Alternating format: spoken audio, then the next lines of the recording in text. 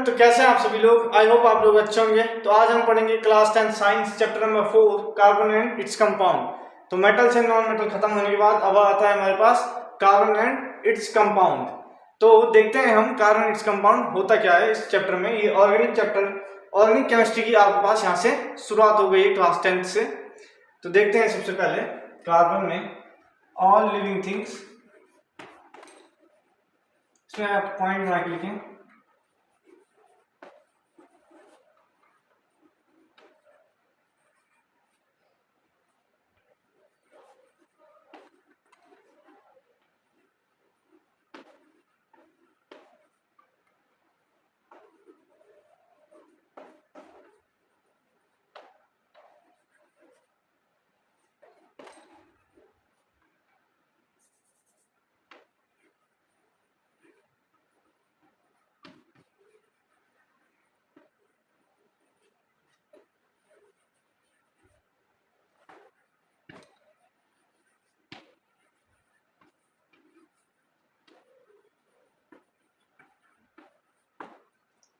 तो सबसे पहले जो हमारे पास सवाल आता है कि हम इस चैप्टर को पढ़ें क्यों, कार्बन इट्स कंपाउंड को हम क्यों पढ़ें। तो इसके दो रीजंस हैं। पहला कि जितने भी जो हमारे पास हम खाते हैं, जो हम भी खुद कार्बन से बने हुए हैं, तो इसके स्टडी करना बहुत इंपॉर्टेंट है। दूसरा कि कार्बन जो है वो लार्ज नंबर ऑफ कंपाउंड्स बनाता है, तो उसका भी हम रीजन फाइंड करेंगे क्यों बनाता है, और उन कंपाउंड की स्टडीज भी हम करेंगे। तो इस पॉइंट को आप लिख लीजिए कि जितने भी लिविंग थिंग है वो सब किससे बने हैं, कार्बन से बने हैं। और वो जो भी चीज यूज करते हैं वो भी किसकी बनी है, वो भी कार्बन की बनी हुई है। तो इसको नोट कर लीजिए, पॉज करके नोट कर लें।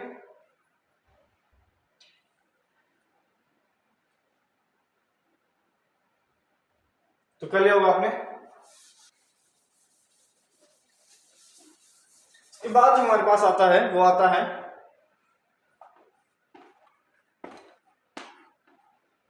कार्बन ऑलवेज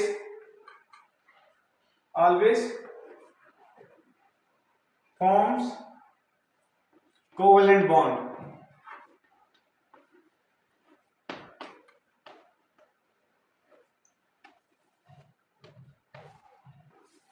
हमने दो तरीके के बॉन्ड देखे थे मेटल्स एंड नॉन मेटल्स में, एक आयोनिक एंड कोवेलेंट। तो आयोनिक क्या था, जहां पे कंप्लीट ट्रांसफर ऑफ इलेक्ट्रॉन हो रहा था, और कोवेलेंट में क्या होता है, कोवेलेंट में होता है शेयरिंग ऑफ इलेक्ट्रॉन्स, हमने उसमें देखा था। तो कार्बन में हम देखते हैं कार्बन हमेशा क्या फॉर्म करेगा, कोवेलेंट बॉन्ड फॉर्म करेगा। कभी भी कार्बन आयोनिक बॉन्ड फॉर्म नहीं कर सकता। उसका रीजन ये है कि कार्बन का हमारे पास एटॉमिक नंबर होता है 6, एंड इसकी जो इलेक्ट्रॉनिक कॉन्फ़िगरेशन होगा वो होगा 2,4। तो इसके बैलेंस शेल में है 4 इलेक्ट्रॉन्स। तो मैक्सिमम कोई एटम कितने इलेक्ट्रॉन दे सकता है, 3 दे सकता है या 3 ले सकता है। तो अगर ये 3 ले तो ये बनेगा 7, अगर 3 दे तो यहां पे बनेगा 1। तो इसका ऑक्टेट पूरा नहीं हो रहा है, तो इसलिए आयोनिक बॉन्ड नहीं बना सकता।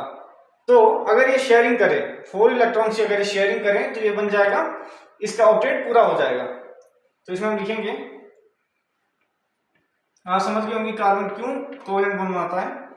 कार्बन है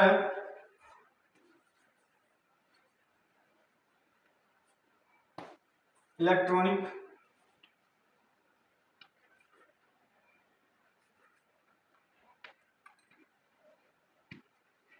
कॉन्फ़िगरेशन एज 2,4। तो कार्बन का इलेक्ट्रॉनिक कॉन्फ़िगरेशन है 2,4। The valence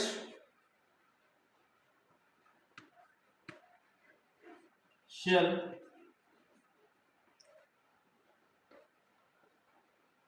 of carbon have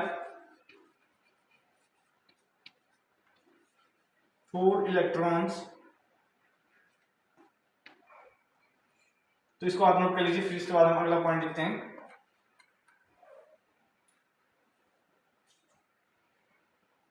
pause करके नोट कर लें।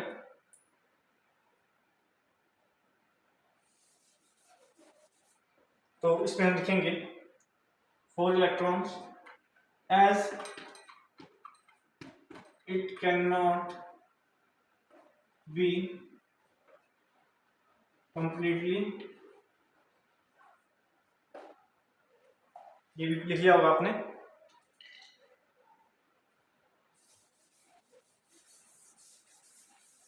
As it can not be, sorry, can not be completely transferred,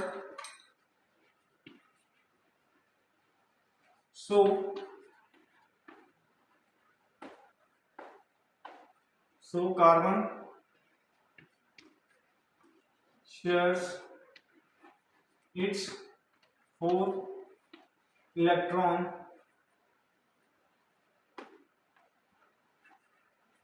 with other atom and forms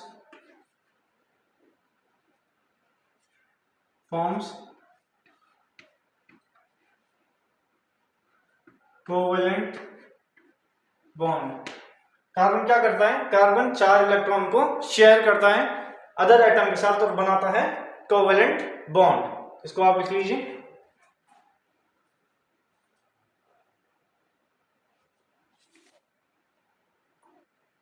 तो कर लिया होगा आपने। इसके बाद हमारे पास आता है अगला जो टॉपिक है, वो है एलोट्रॉप्स ऑफ कार्बन।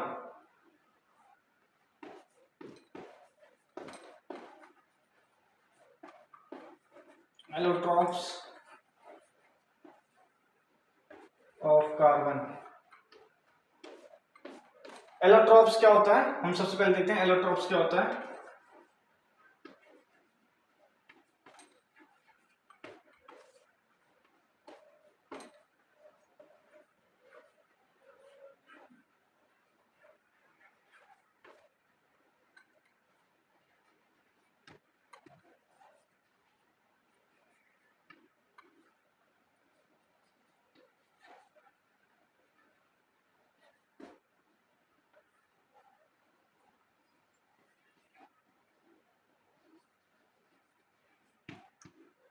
तो एलोट्रॉप्स होता है डिफरेंट फॉर्म जिसमें एक एलिमेंट एग्जिस्ट करे।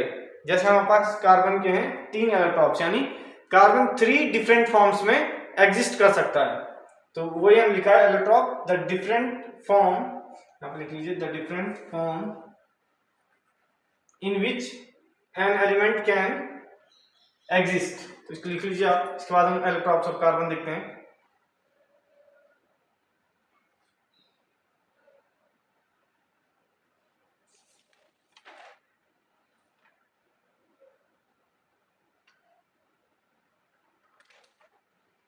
तो कर दिया होगा आपने। इसके बाद है हमारे पास कार्बन की 3 एलोट्रॉप। पहला डायमंड,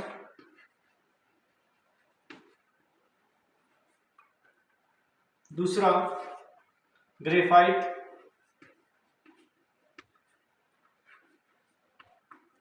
तीसरा बकमिस्टर फ्लोरीन।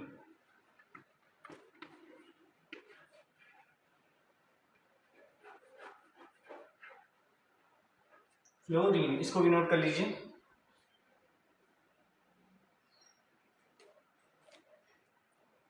पॉज करके नोट कर लें। कर दिया होगा आपने। इसके बाद सबसे पहले हम आते हैं डायमंड में। तो स्ट्रक्चर देखते हैं इसका।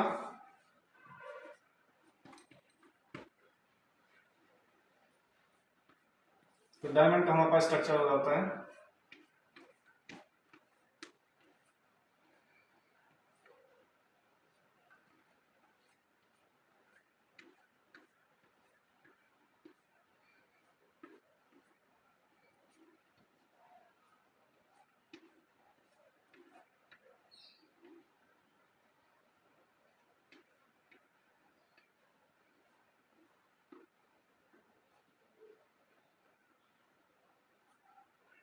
ये हमारे पास डायमंड का स्ट्रक्चर होता है।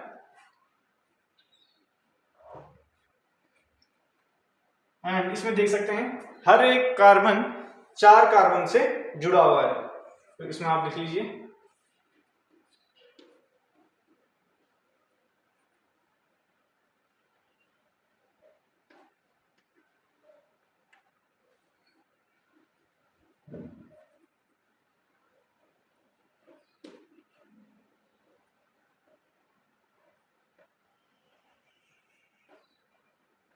attached to 4 other carbons.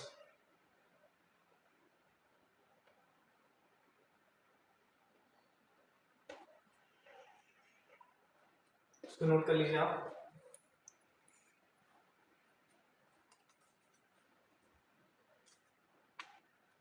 Pause करके नोट कर लें। कर दिया होगा आपने। इसके बाद आता है हमारे पास यूजेस ऑफ डायमंड, कि डायमंड कहाँ कहाँ यूज होता है। यूजेस, पहला डायमंड तो सबसे पहले ज्वेलरी में यूज होता है। डायमंड की इतनी सारी ज्वेलरीज बनती हैं, तो सबसे पहले हम लिखेंगे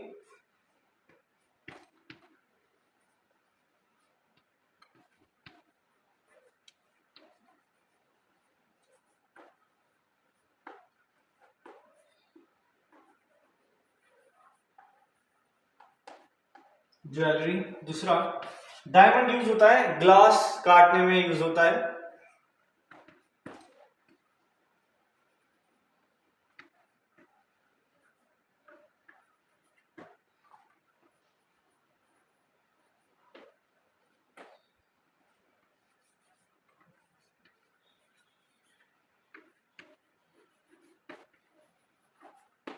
तो ये था डायमंड की यूजेस, इसको नोट कर लीजिए।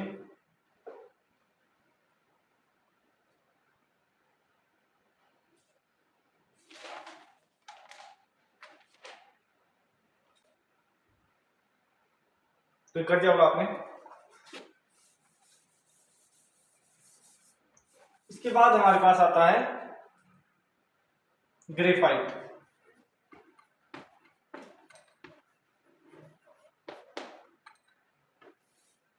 तो सबसे पहले हम इसका स्ट्रक्चर देखते हैं।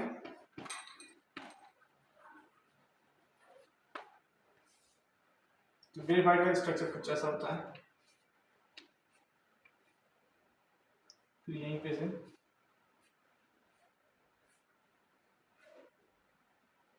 अगला यहां से जुड़ा होता है।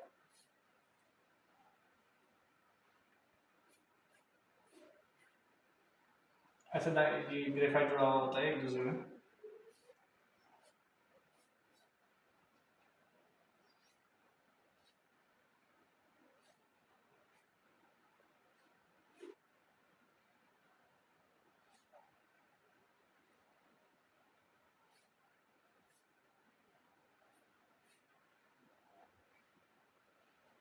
तो ये हमारे पास ग्रेफाइट की एक लेयर बन गई। इसको हम यहाँ पर मिटाते हैं, एक लेयर हम ऊपर बनाते हैं।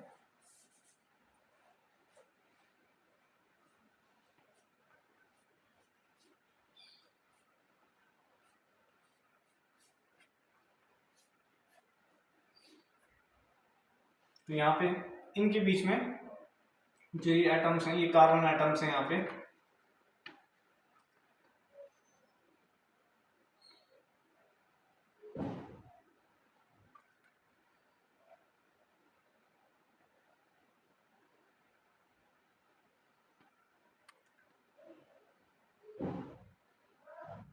सॉरी, और ये सब कार्बन के एटम्स हैं।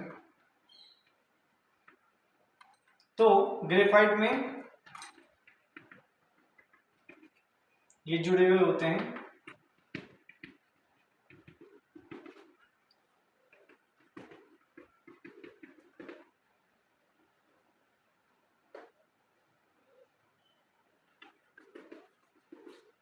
ये जुड़े हुए होते हैं वंडरवाल फोर्सेस से। ये एक लेयर है ग्रेफाइट की, ये दूसरी लेयर है, तीसरी लेयर, एंड ये लेयर्स जुड़ी हुई होती हैं वंडरवाल फोर्सेस से। यहां पे लिख लीजिए आप।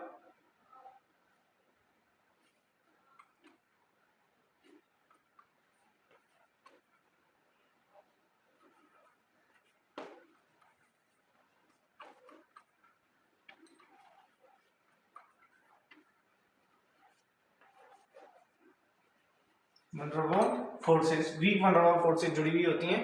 जैसे ही हम इसको तोड़ेंगे तो ये लेयर्स, इन लेयर्स में वंडरवाल फोर्स ब्रेक हो जाता है। तो इसको नोट कर लीजिए आप।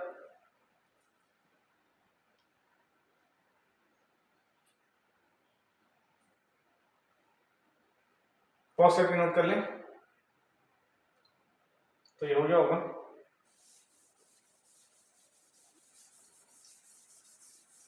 इसके बाद हमारे पास आते हैं ग्रेफाइट के यूजेस आते हैं हमारे पास।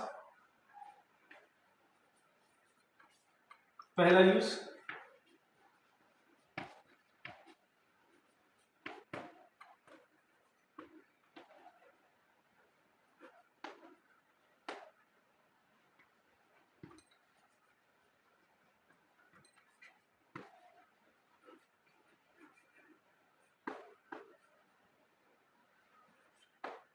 कोर ऑफ पेंसिल बनाने में हम ग्रेफाइट यूज करते हैं। जो पेंसिल के अंदर होता है वो जो कोर होता है वो बना होता है ग्रेफाइट का। दूसरा हमारे पास आता है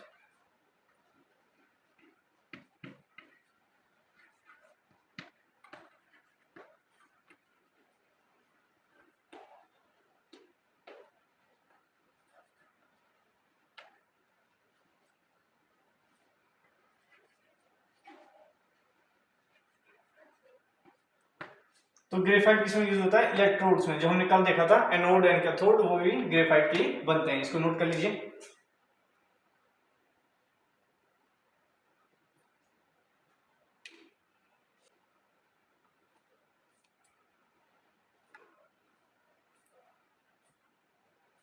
ये कर लिया होगा आपने।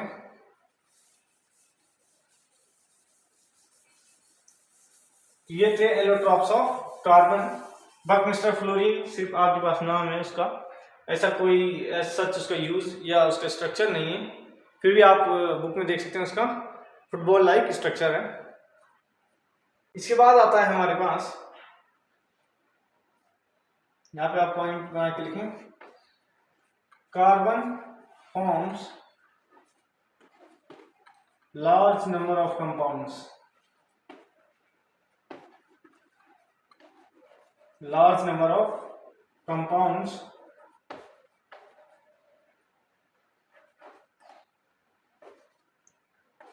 एंड इसके बाद यहां पे इसका रीजन लिखिए।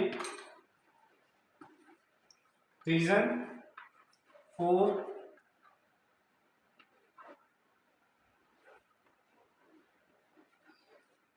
Large number of compounds. इसके दो रीजन है हमारे पास कि लार्ज नंबर ऑफ कंपाउंड्स क्यों कार्बन फॉर्म करता है। पहला कैटिनेशन, ये कई बार क्वेश्चंस बोर्ड एग्जाम में आ चुका है कि why carbon forms large number of compounds. तो उसका पहला रीजन है कैटिनेशन एंड दूसरा है हमारे पास टेट्रावैलेंसी। कि पहला जो है वो है कैटिनेशन एंड दूसरा है टेट्रावैलेंसी। कैटिनेशन मीन्स अभी हम देखेंगे, एंड टेट्रावैलेंसी तो हमने देखी, कार्बन की वैलेंसी 4 होती है जो वैलेंस इलेक्ट्रॉन होते हैं उसके पास। तो इसको भी नोट कर लीजिए आप।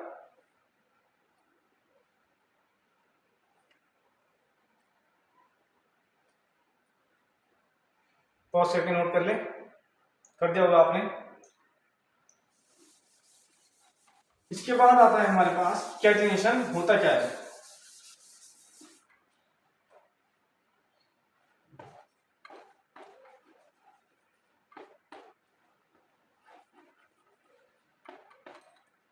तो कैटिनेशन होता है हमारे पास, एक प्रॉपर्टी होती है कार्बन की जिससे वो large number of compounds form करता है। तो यहां पे हम लिखेंगे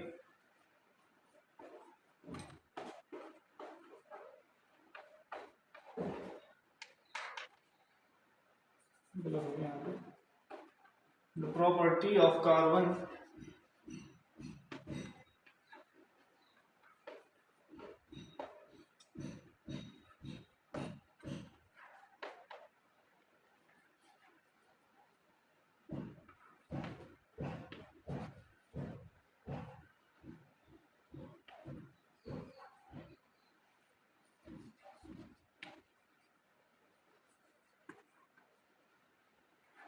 इसको लिख लीजिए। कैटिनेशन होता है the property of carbon by which it forms large number of compounds, यानी कि जिस प्रॉपर्टी से carbon large number of compound form करता है उसी को क्या कहते हैं? कैटिनेशन कहते हैं। अगला जो हमारे पास वो आता है tetra valency. And tetra valency का क्या मीनिंग होता है हमें देख चुके हैं। The valence the carbon has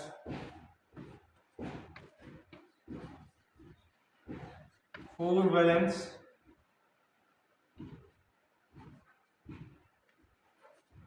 electrons. The carbon has 4 valence electron. So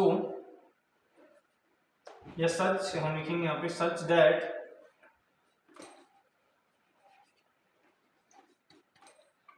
it cannot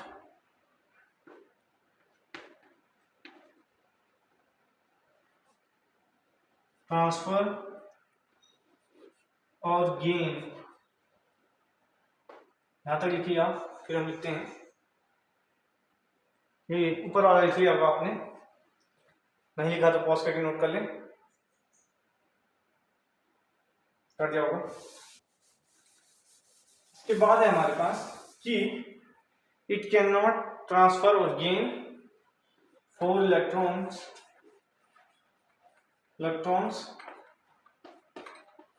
to complete its octet.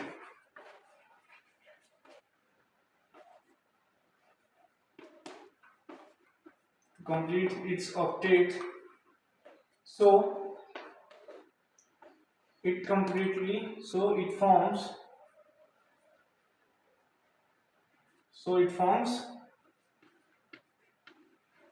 covalent bond, यानी जो कार्बन है उसके पास 4 वैलेंस इलेक्ट्रॉन है, ना तो वो कंप्लीट उन्हें ट्रांसफर कर सकता है किसी और एटम को, ना ही वो 4 किसी एटम से ले सकता है। तो वो क्या करता है, वो कोवेलेंट बॉन्ड फॉर्म करता है, यानी शेयरिंग करता है 4 इलेक्ट्रॉन्स की। तो इसको नोट कर लीजिए। तो ये 2 रीजन थे हमारे पास कार्बन के लार्ज कंपाउंड फॉर्म करने के, एक तो कैटिनेशन एंड दूसरा टेट्रावैलेंसी।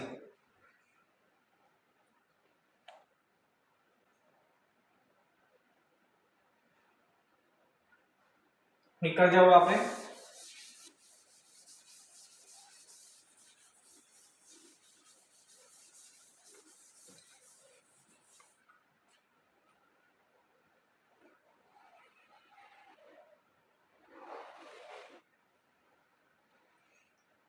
इसके बाद आता है हमारे पास टाइप्स ऑफ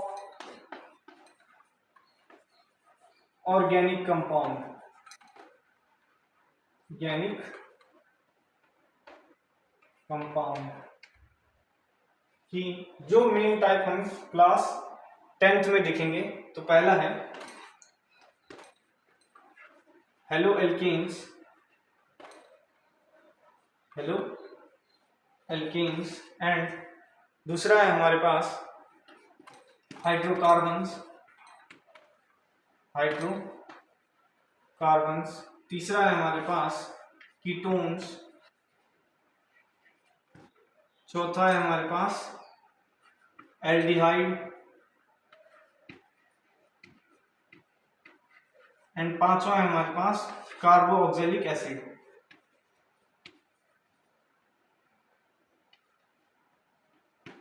ऑक्सैलिक एसिड, तो इनको आप नोट कर लीजिए। ये मेन ऑर्गेनिक कंपाउंड्स हैं जो हम थोड़ा थोड़ा क्लास 10th में स्टडी करेंगे, बाकी इनके ऊपर डिटेल जो चैप्टर है क्लास 11th एंड 12th में है, जिसको आप नोट कर लीजिए।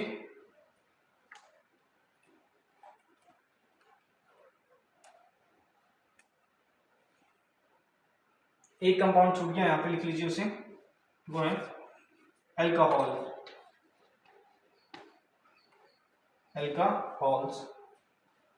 इसको नोट कर लीजिए आप।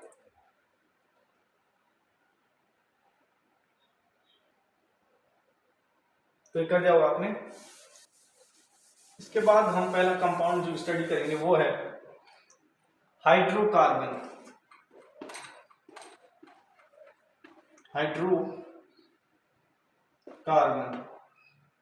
हम देखते हैं हाइड्रोकार्बन होता क्या है। The compound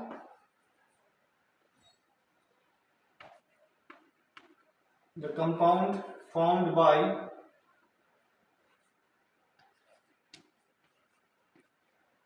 carbon and hydrogen,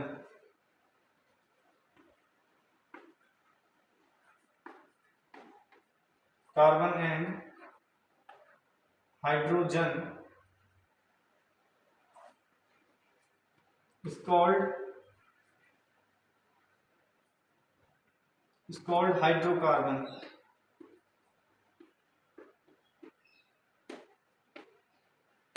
जो कंपाउंड हाइड्रोजन और कार्बन से मिलके बने उन्हें क्या कहेंगे हम? हाइड्रोकार्बन। तो इसको लिख लीजिए, फिर हम इसके टाइप्स देखते हैं।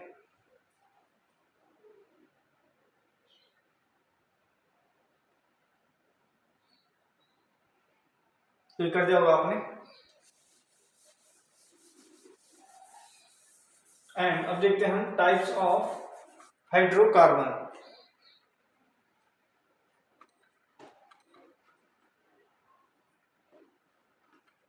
हाइड्रोकार्बन, तो पहला जो टाइप है वो है सैचुरेटेड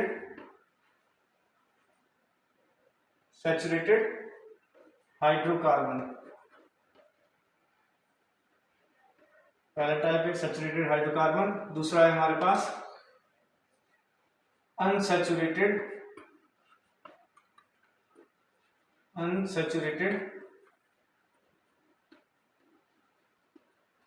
हाइड्रोकार्बन। तो इसको लिख लीजिए, जो टाइप है हमारे पास हाइड्रोकार्बन की वो सैचुरेटेड है, अनसैचुरेटेड है। अब हम देखते हैं फिर सैचुरेटेड क्या होता है, अनसैचुरेटेड क्या होता है। तो कर लिया होगा आपने। इसके बाद हम देखते हैं सैचुरेटेड कार्बन हाइड्रोकार्बन क्या होता है। दी hydrocarbon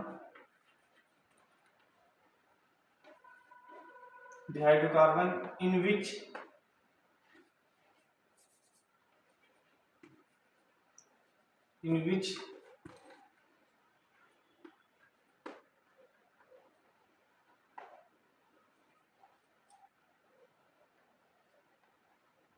there is single bond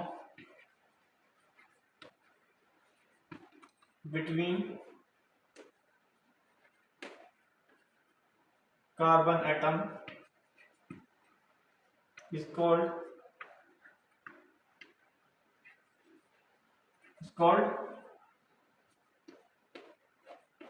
saturated hydrocarbon, और हम इन्हें कहते हैं एल्केन्स। इनका जो नाम है वो है एल्केन्स। यानी सैचुरेटेड हाइड्रोकार्बन क्या होते हैं? सैचुरेटेड हाइड्रोकार्बन वो होते हैं जिसमें कार्बन कार्बन के बीच में क्या हो? सिंगल बॉन्ड हो। हमने देखा था कल single, double and triple bond. Single covalent जिस कंपाउंड के कार्बन के बीच में होगा वो कैसा होगा? Saturated hydrocarbon. तो इसको लिख लीजिए।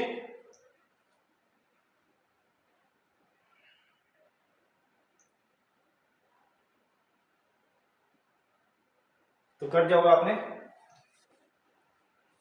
इसके बाद इसका नाम हम देखते हैं, इनका नेमिंग कैसे होती है। जनरल फॉर्मूला, पहले जनरल फॉर्मूला देखेंगे फिर नेमिंग देखते हैं।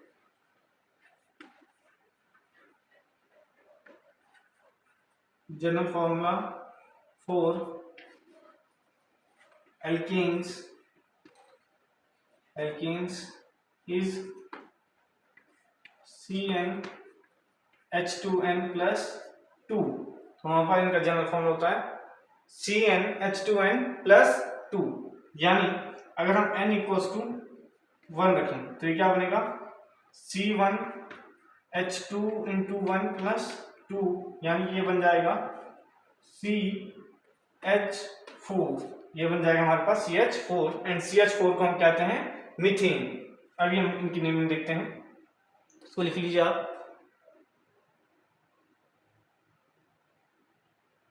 कर दिया होगा आपने। एंड यहां पे एक और पॉइंट लिखिएगा, the name ends with N.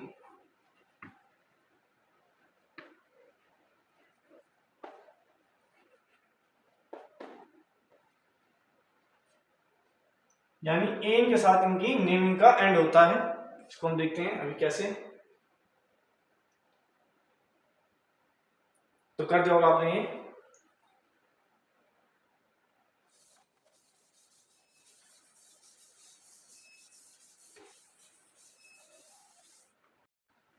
अब हम लिखेंगे कि जो नेमिंग है वो कैसे होती है। सबसे पहले हम लिखते हैं नंबर ऑफ कार्बन एटम, यहाँ पे नेम, यानी अगर कार्बन एटम हो 1 तो उसको हम बोलते हैं मैथ, 2 होगा तो एथ, एंड 3 होगा तो उसे कहेंगे प्रॉप,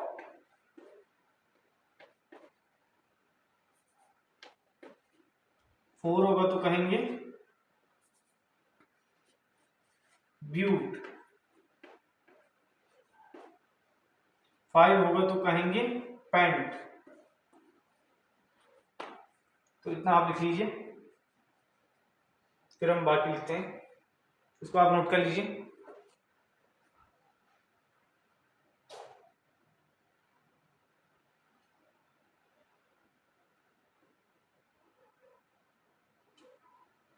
तो ये कर दिया होगा आपने। इसके बाद आता है अगर 6 होगा तो कहेंगे हेक्स, 7 होगा तो कहेंगे हेप्ट, 8 होगा तो कहेंगे ऑक्ट, 9 कहेंगे नॉन, 10 होगा तो कहेंगे डेक। उसको नोट कर लीजिए। फिर हम इसकी नेमिंग देखते हैं जो हमारे पास था, सैचुरेटेड हाइड्रोकार्बन। इसको नोट कर लीजिए आप।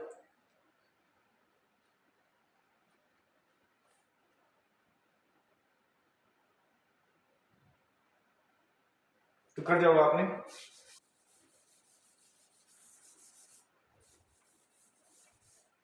तो देखते हैं, जैसे हमारे पास है कि जो सिंगल बॉन्ड है तो हम क्या कर रहे हैं, एंडिंग होगी एंड विद एन के साथ, एंड होगा सिंगल बॉन्ड में, यानी कि अगर हमारे पास है कार्बन एंड इसकी वैलेंसी पूरा करने के हम लगाएंगे 4 हाइड्रोजन। हाइड्रोजन की वैलेंसी होती है 1, अगर वो एक इलेक्ट्रॉन इसके साथ शेयर करेगा तो हाइड्रोजन के वैलेंस शेल में हो जाएंगे 2, यानी उसका भी ऑक्टेट पूरा हो जाएगा, एंड कार्बन के हो जाएंगे 8 पूरे। तो यहाँ पे हम 4 हाइड्रोजन लगाते हैं इस पे, तो ये हमारे पास हो गया C। अब यहाँ पे CH4 कार्बन है एक, एंड बॉन्ड कैसा है यहाँ पे, सिंगल है, तो सिंगल बॉन्ड के लिए हम यूज करते हैं इन, एंड सिंगल कार्बन के लिए हम क्या लिख रहे थे, हम लिख रहे थे मैथ, एंड यहाँ पे है एन, तो क्या लिखेंगे इसे, सिंगल बॉन्ड के लिए मैथ एन, क्योंकि सिंगल था बॉन्ड तो एन लगा, सिंगल कार्बन था तो मैथ लगा, तो मैथ एन। तो इसको नोट कर लीजिए।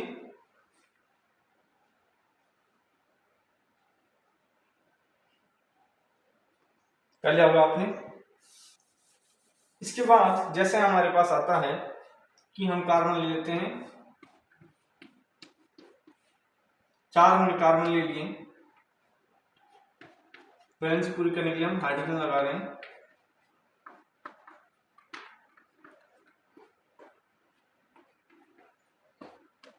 अब देखिए इसमें सब क्या है, सिंगल बॉन्ड है, एंड सिंगल बॉन्ड के लिए हम यूज कर रहे थे एन, एंड कार्बन है इसमें 1 2 3 4, 4 कार्बन है, एंड 4 के लिए हम यूज करते हैं ब्यूट,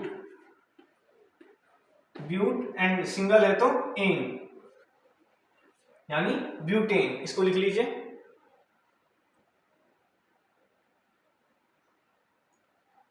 पॉज करके नोट कर लें इसे। तो ऐसे ही सिंगल बॉन्ड वाले की नेमिंग होगी, लास्ट में हम एन लगाएंगे, जितने कार्बन होंगे उस हिसाब से हम यहाँ पे ब्यूट, एथ, मैथ, प्रॉप, पेंट लगाते जाएंगे। इसको कर लीजिए आप, हो गया होगा। इसके बाद आता है इसके बाद हम आते हैं अनसैचुरेटेड हाइड्रोकार्बन में।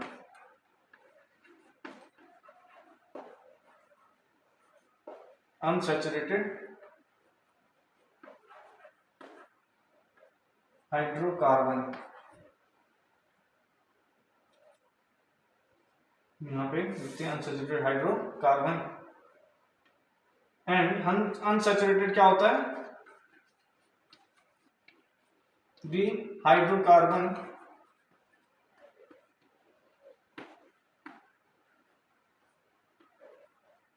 in which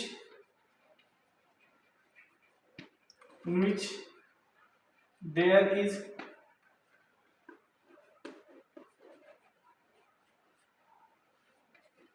double or triple bond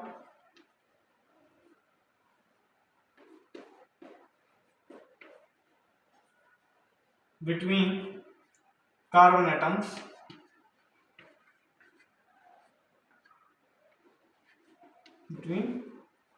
hydro unsaturated hydrocarbon क्या होता है, जिसमें कार्बन कार्बन के बीच में कैसा हो, डबल या ट्रिपल बॉन्ड हो, ऐसे को हम क्या कहते हैं, अनसैचुरेटेड हाइड्रोकार्बन कहते हैं। इसको नोट कर लीजिए, फिर हम इसके एग्जांपल्स देखते हैं।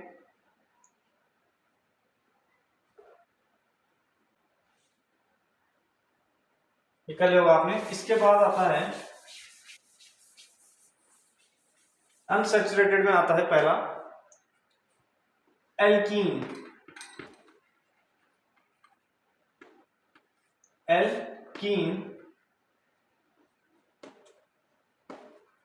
ये अनसैचुरेटेड हाइड्रोकार्बन का पहला टाइप वो है एल्कीन।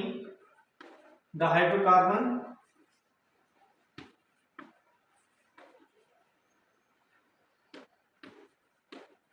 which has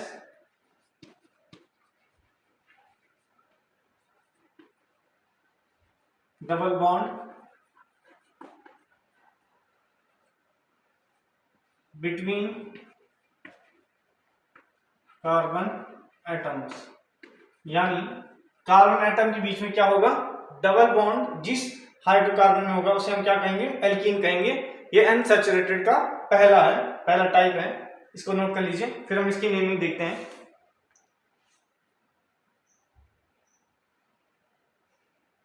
तो कर लिया होगा आपने, पॉज करके नोट कर लें।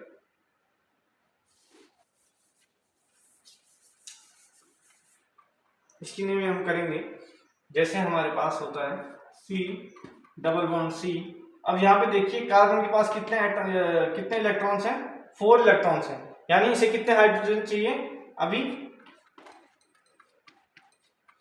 इसे चाहिए 2 हाइड्रोजन, यहाँ की 2 इसके इलेक्ट्रॉन लेगा तो ये 6 हो गए, एंड 2 इसके लेगा तो 8 हो गए। यहाँ पे भी ऐसा ही, इसे केवल 2 हाइड्रोजन चाहिए, तो ये बन जाएगा हमारे पास C, फिर ये 2 H हैं तो H2 डबल बॉन्ड CH2। तो हम इसका नेम क्या लिखेंगे, इसका नेम 2 कार्बन है तो लिखेंगे एथ। अब देखिए वो क्या था, एल्कीन, यानी इसका एंड होता है एंड विद इन, ये एंड होता है विद इन के साथ, यानी एथ, और यहां पे हम लिखेंगे इन, एथ इन, तो ये हो गया एथीन।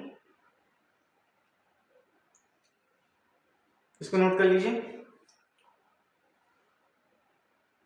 कर लिया होगा आपने। फिर आता है हमारे पास एक एग्जांपल लेते हैं हम। यहाँ पे देखिए इस कार्बन के, इसने एक ही बॉन्ड बनाया तो ये 3 हाइड्रोजन और लेगा, एंड इसने 3 बॉन्ड बनाया तो ये 1 हाइड्रोजन लेगा। यहाँ पे ये 2 हाइड्रोजन लेगा 2 बॉन्ड बनाने पे, तो ये हो जाएगा हमारे पास CH3, 3 हाइड्रोजन है तो CH डबल बॉन्ड CH2। तो इसका नेम क्या होगा। अभी हम क्या करेंगे, अभी हम वहां से चलेंगे जिस कार्बन पे सबसे पहले डबल बॉन्ड आ रहा होगा, यानी कि इस कार्बन पे तो सिंगल बॉन्ड इन दोनों कार्बन के बीच में, इस पे डबल बॉन्ड है सबसे पहले, तो यहां से हम इसकी नंबरिंग करेंगे, यानी जैसे सबसे पहले हम इसे नंबर 1 देंगे, ये नंबर 2 देंगे, नंबर 3 देंगे इस कार्बन को। क्योंकि हमने इसे 1 क्यों दिया, हम यहाँ से क्यों नहीं चले, हम यहाँ से इसलिए नहीं चले क्योंकि डबल बॉन्ड इस कार्बन पे है सबसे पहले, तो यहाँ से चलेंगे, जहाँ पे डबल बॉन्ड होगा वहां से हम चलेंगे, डबल बॉन्ड को प्रेफरेंस देंगे हम बजाय सिंगल बॉन्ड की। तो यहाँ पे हो गया, इस पे 1 2 3, तो कार्बन कितने हो गए 3, तो 3 कार्बन के हम लिखते हैं प्रोप। अब देखिए डबल बॉन्ड कहाँ पे है, 1 कार्बन पे डबल बॉन्ड है, तो ये हो जाएगा प्रोप 1 इन, प्रोप 1 इन, या आप डायरेक्टली इसे लिख सकते हैं, और प्रोपीन आप लिख सकते हैं, 1 लिखने की जरूरत नहीं है। तो ये हो गया प्रोपीन। तो इसको आप नोट कर लीजिए, पॉज करके नोट कर लें।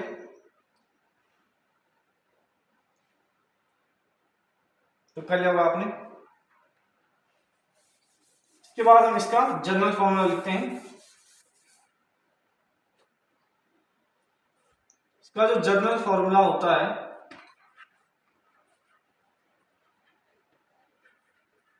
वो होता है CnH2n, यानी कि ये CnH2n। अगर हम n की वैल्यू 1 तो रख नहीं सकते हैं। 1 क्यों हम n की वैल्यू नहीं रख सकते हैं? क्योंकि सिंगल कार्बन खुद के साथ डबल बॉन्ड कभी नहीं बना सकता है, तो और हाइड्रोजन के साथ भी डबल बॉन्ड नहीं बना सकता है। तो हमेशा n की वैल्यू एल्कीन में कहां से शुरू होगी? एल्कीन में n की वैल्यू हमेशा शुरू होगी 2 से, क्योंकि 2 कार्बन के बीच में ही डबल बॉन्ड बन सकता है। तो यहां पे बनेगा C2 और 2 into 2 बनेगा 4, C2H4। तो हमने देखा भी था वहां पे C2H4 बन रहा था। तो इसको नोट कर लीजिए आप।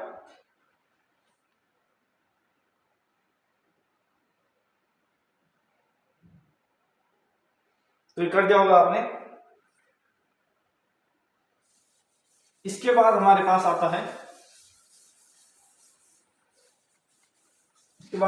आता है alkyne.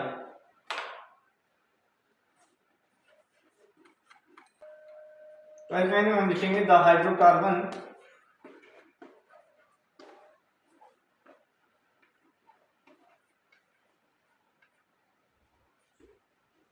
in which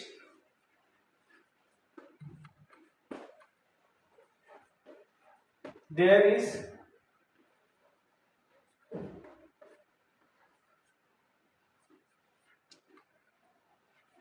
triple bond between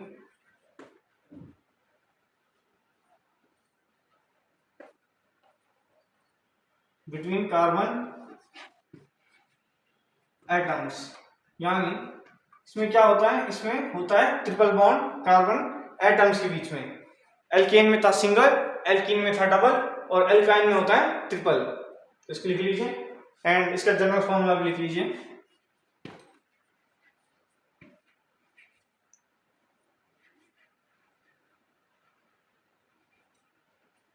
general formula इसका होगा CnH2n -2 होता है इसका जनरल फॉर्मूला। एंड यहां पे भी n कहां से शुरू होगा? n starts with 2। दो ही कार्बन के बीच में ट्रिपल बॉन्ड हो सकता है, सिंगल कार्बन के बीच में तो नहीं हो सकता। इसको भी नोट कर लीजिए।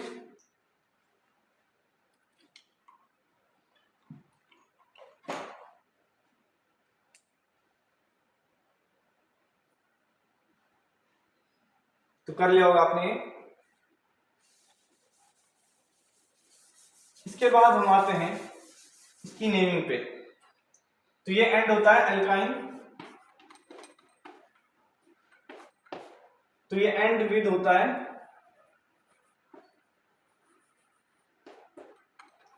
आइन के साथ। यानी जैसे हमारे पास होगा C≡C।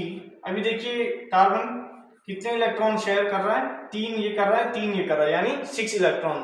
तो इसे कितने इलेक्ट्रॉन अभी चाहिए? 2 इलेक्ट्रॉन चाहिए। तो ये केवल एक हाइड्रोजन से बॉन्ड बनाएगा, तब ये 2 इलेक्ट्रॉन की शेयरिंग करेगा, यहां से भी एक इलेक्ट्रॉन के साथ। यानी ये बन जाएगा CH triple bond CH। And इसका नेम क्या होगा? इसका नेम होगा, 2 कार्बन है तो हम लिखते हैं एथ, और ये एंड किससे होता है? आइन से, तो ये होगा एथ आइन, एथाइन। तो इसको लिख लीजिए।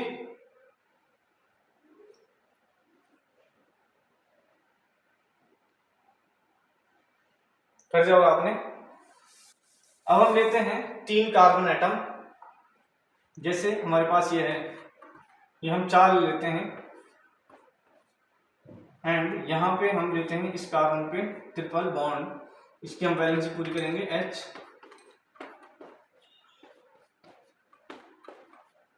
ये 3 ये 4। इस कार्बन पे हम हाइड्रोजन नहीं लगाएंगे क्योंकि ये 3 पहले से इसके साथ शेयर कर रहा है, एक इसके साथ, एंड इसके साथ हम एक हाइड्रोजन लगाएंगे। तो ये बन जाएगा CH3CHC ट्रिपल बॉन्ड CH। तो ये बन जाएगा हमारे पास। कार्बन कितने हैं? 4 कार्बन है एंड 4 के लिए हम लिखते हैं ब्यूट। एंड नेमिंग हम कहां से करेंगे, जिस कार्बन पे सबसे पहले ट्रिपल बॉन्ड लगा हो, जैसे हमने डबल बॉन्ड में किया था वैसे ट्रिपल में करेंगे। इस पे सबसे पहले हाइड्रोजन इसकी नंबरिंग हम 1 करेंगे क्योंकि इस पे सबसे पहले ट्रिपल बॉन्ड लगा है। फिर हम यहाँ पे डबल बॉन्ड लगाएंगे, सॉरी 2 नंबर देंगे, इसे हम 3 और इसे 4। तो ये ब्यूट एंड कार्बन है 4 तो हमने ब्यूट लिखा। इस पे है 1 पे आइन तो ब्यूट 1 आइन लिखेंगे हम इसे, या और डायरेक्ट हम इसे ब्यूटाइन लिखेंगे। ये इसकी नेमिंग होगी, इसको लिख लीजिए।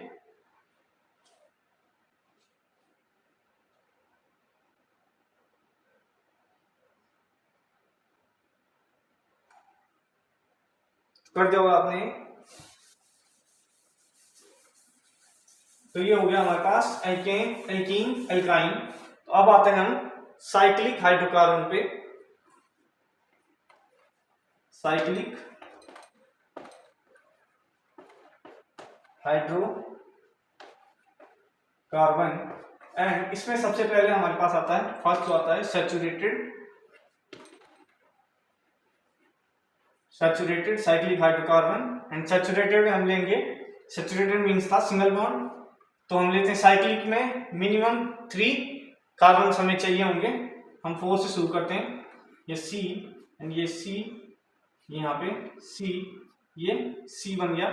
फिर हम देखते हैं इस कार्बन के बीच में 2 है, यहाँ पे भी 2 बॉन्ड पहले से हैं। हम कितने हाइड्रोजन लगाएंगे, 2 हाइड्रोजन इस कार्बन पे लगाएंगे। वैसे ही 2 हाइड्रोजन हम इस पे लगाएंगे इसकी वैलेंसी पूरी करने के लिए। फिर 2 इस पे एंड 2 इस पे। तो ये हो गया हमारे पास कार्बन का स्ट्रक्चर बन गया है। ये है साइक्लिक, तो हम सबसे पहले लिखेंगे साइक्लो, क्योंकि ये साइक्लिक है, साइक्लो। एंड ये कितने कार्बन है, 4, तो ब्यूट 4 के लिए ब्यूट आता है। बॉन्ड कैसा है कार्बन के बीच में, सिंगल बॉन्ड है, तो यहाँ पे लिखेंगे हम ब्यूटेन। हमारे पास ये आ गया साइक्लिक के लिए हाइड्रोकार्बन। वैसे ही अगर 5 होंगे तो साइक्लो पेंटेन, 3 होंगे तो साइक्लो प्रोपेन, 6 होंगे तो साइक्लो हेक्सेन, ऐसे ही बनता जाएगा। इसको आप नोट कर लीजिए।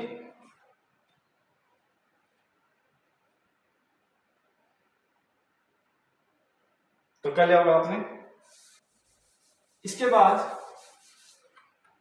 अनसैचुरेटेड में है हमारे पास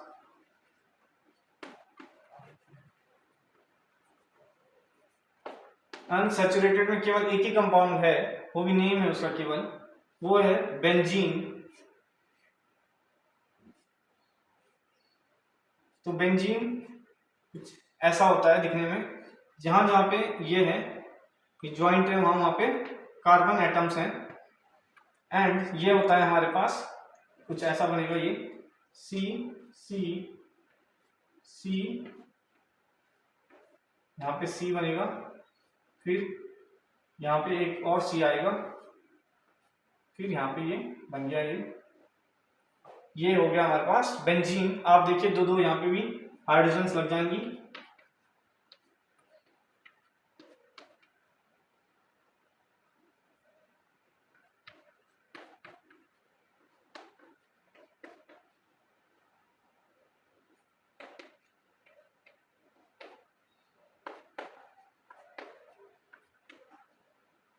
सॉरी यहाँ पे ज्यादा लग गई, तो ये हमारे पास बेंजीन बन गया। सॉरी यहाँ पे गलत हो चुका है बेंजीन का स्ट्रक्चर।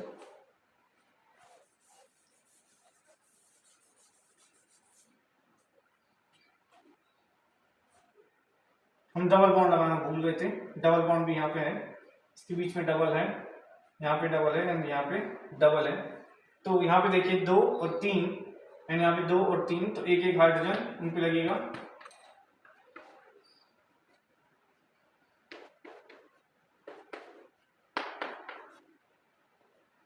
तो इनमें केमिकल फॉर्मूला होता है C6H6 बेंजीन का, बेंजीन होता है C6H6, इसको लिख लीजिए, ये इंपॉर्टेंट है।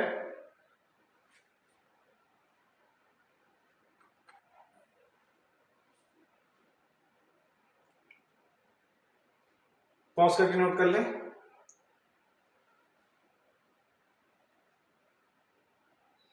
तो हो गया होगा। तो ये थे हमारे पास साइक्लिक हाइड्रोकार्बन। अब हम आते हैं नेक्स्ट टॉपिक पे। तो हमारे पास है IUPAC नेमिंग।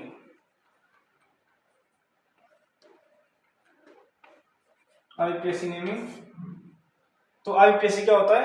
IUPAC आप यहां पे लिख लीजिए, international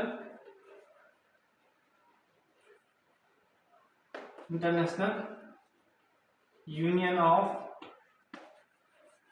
pure and applied chemistry. Pure and applied chemistry, इसको नोट कर लीजिए।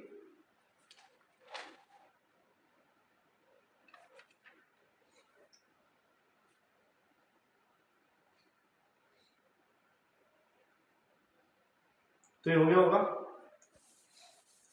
ये तो IUPAC था कि international union of pure and applied chemistry. इसके बाद हम नेमिंग देखते हैं। जैसे हमारे पास एक कंपाउंड है C यहाँ पे लगा है CH3 एंड ये है C, यहाँ पे हाइड्रोजन लगा है,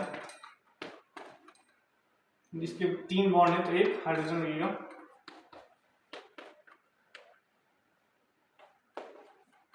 तो ये हो गया। यहाँ पे हम इसको नंबर करते हैं कार्बन को, अभी तो कहीं से भी कीजिए क्योंकि सिंगल बॉन्ड है सब पे। तो इसमें हम लिखते हैं 1 2 एंड 3। अब देखिए 2 पे क्या लगा है? 2 पे लगा है मेथेन, लेकिन हम इसे मेथेन न कहेंगे, क्या कहेंगे? मिथाइल। हम इसे कहेंगे मिथेन ना होके ये होगा मिथाइल हमारे पास। तो ये होगा 2 मिथाइल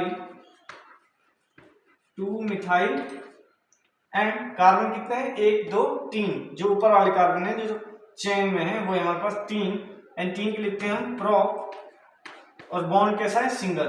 तो 2 पे था मिथाइल तो 2 मिथाइल प्रोप, यानी 3 कार्बन है तो प्रोप, और सिंगल बॉन्ड है सब पे तो एन, 2 मिथाइल प्रोपेन इसका नाम होगा। तो इसको लिख लीजिए। ऐसे हम नेमिंग करेंगे जहां पे मिथाइल लगा हो।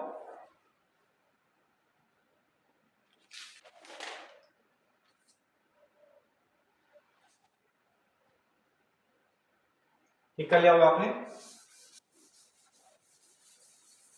इसके बाद एक एग्जांपल और लेते हैं हम, वो है हमारे पास, मान लीजिए इस कार्बन पे लगा है Cl, ये हाइड्रोजन यहाँ पे एक कार्बन है एंड इस पे तो हाइड्रोजन ही लगा रखा है, एंड ये है हमारे पास डबल बॉन्ड, ये CH एंड CS। तो हम क्या करेंगे? हमने देखा था हम प्रेफरेंस किसको देते हैं? डबल बॉन्ड को सबसे पहले देते हैं। तो इसको हम सबसे पहले देंगे 1, ये 2 एंड ये 3 देंगे हम। फिर देखेंगे हम 3 पे क्या लगा है?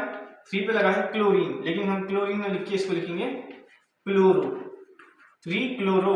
ये कितने कार्बन है? 3, तो लिखेंगे प्रोप लिखेंगे। बॉन्ड कैसा है? 1 पे है डबल बॉन्ड यानी इन लिखेंगे, तो प्रोप 1 इन, या आप डायरेक्ट प्रोपीन लिख सकते हैं। तो ये हमारे पास इसकी नेमिंग होगी 3 क्लोरोप्रोपीन। तो इसको लिख लीजिए।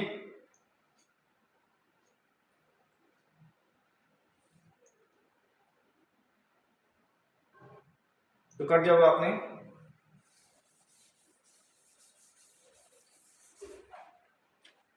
इसके बाद एक और एग्जांपल लेते हैं। हमारे पास जैसे कार्बन है एंड इस पे लगा है हमारे पास Br, यहाँ पे भी लगा है Br,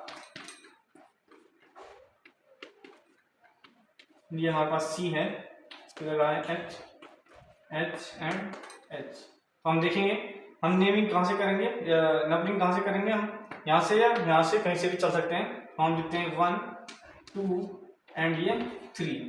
तो ये हो जाएगा हमारे पास 2 पे लगा है 2, हम लिखेंगे 2, क्योंकि 2 बार इस पे 2 सब्सटेंट लगे हैं, इन्हें सब्सटेंट कहते हैं जो ग्रुप्स लगे हुए होते हैं। एंड ये क्या है? ब्रोमीन, एंड ब्रोमीन को हम लिखेंगे ब्रोमो, 2, ब्रोमीन कितने हैं? 2 के लिए लिखेंगे डाई ब्रोमो एंड ये कार्बन कितने हैं 3 एंड बॉन्ड है सिंगल, तो डाइब्रोमो प्रोपेन इसको हम लिखेंगे। तो इसको लिख लीजिए आप 2,2 डाइब्रोमो प्रोपेन इसका नाम होगा।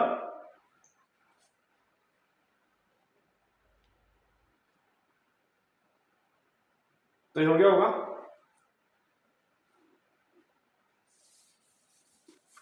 इसके बाद एक और एग्जांपल हम लेते हैं, वो है हमारे पास CH3C CH3 CH3 and CH3। अब हम क्या करेंगे, हम चेन कोई भी ले सकते हैं, आप चाहे वर्टिकल लो या हॉरिजॉन्टल लो, लेकिन चेन स्ट्रेट होनी चाहिए हमारे पास, कहीं पे टेढ़ी मेढ़ी नहीं जानी चाहिए। तो हम लेते हैं हॉरिजॉन्टल वाली, तो इसको लिखेंगे 1, ये 2 एंड ये 3 हमारे पास। तो हम लिखेंगे सबसे पहले 2,2। अब इसको हम क्या कहते थे, मीथेन कहते थे, लेकिन यहाँ पे जब सब्स्टिट्यूएंट लगाए तो हम इसे कहेंगे मिथाइल। तो ये हो जाएगा 2,2 और मिथाइल कितने हैं 2, यानी डाई मिथाइल। ये हो जाएगा 2,2 डाई मिथाइल। अब कार्बन कितने हैं 3, तो लिखेंगे हम प्रो एंड बॉन्ड कैसा है, सब में सिंगल है, प्रो इन। तो ये हो गया 2,2 डाई मिथाइल प्रोपेन, इसको लिख लीजिए। तो कर लिया होगा आपने। तो ये था हमारे पास IUPAC नेमिंग इन कंपाउंड्स की। तो अब आती है हमारे पास जो अगला टॉपिक है वो है होमोलोगस सीरीज। Homologous series. तो होमोलोगस सीरीज क्या होता है, द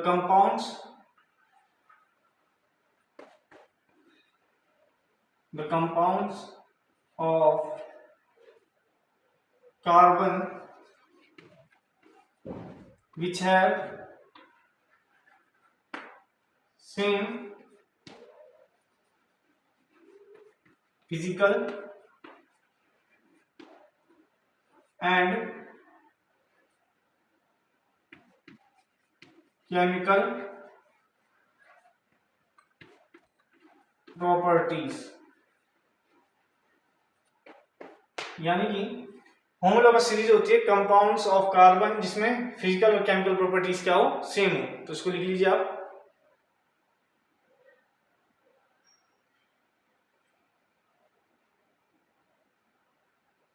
तो कर लिया होगा आपने, पॉज करके नोट कर लें। तो पहली होमोलोगस सीरीज आती है हमारे पास एल्केन्स की। फर्स्ट आते हैं एल्केन्स। तो इसमें हम देखेंगे फर्स्ट मेंबर देखेंगे सारी होमोलोगस सीरीज में।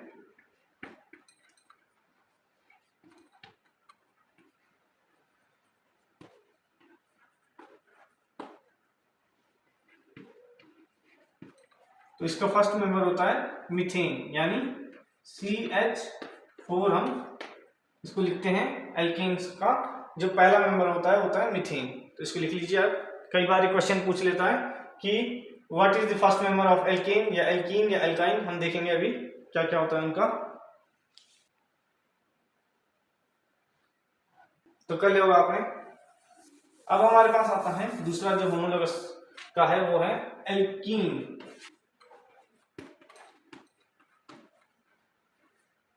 तो इसका फर्स्ट मेंबर क्या होगा,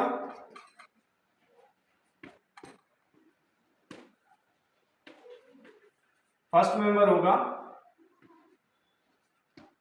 फर्स्ट मेंबर इज इथीन। हमारे पास फर्स्ट मेंबर हो जाएगा इसका इथीन, यानी C2H4 इसको हम लिखेंगे। इसको लिख लीजिए एंड यहीं पे लिख लीजिए एल्काइन एंड इसका फर्स्ट मेंबर होगा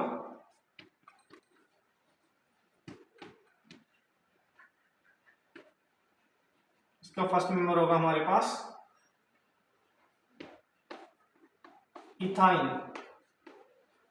जो पहला मेंबर होगा एल्काइन का होमोलोगस सीरीज में होगा इथाइन, यानी C2H2 हो जाएगा ये हमारे पास। इसको लिख लीजिए।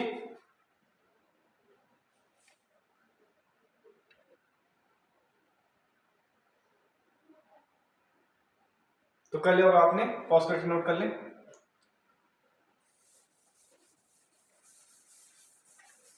इसके बाद होमोलॉगस सीरीज होती है यहाँ पे खत्म। फिर आते हैं हमारे पास functional group.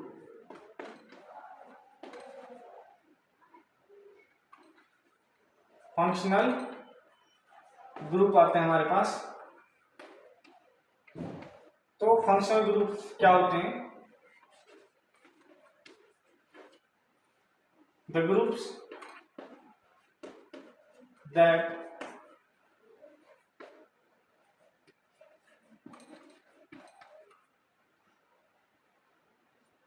attached to the carbon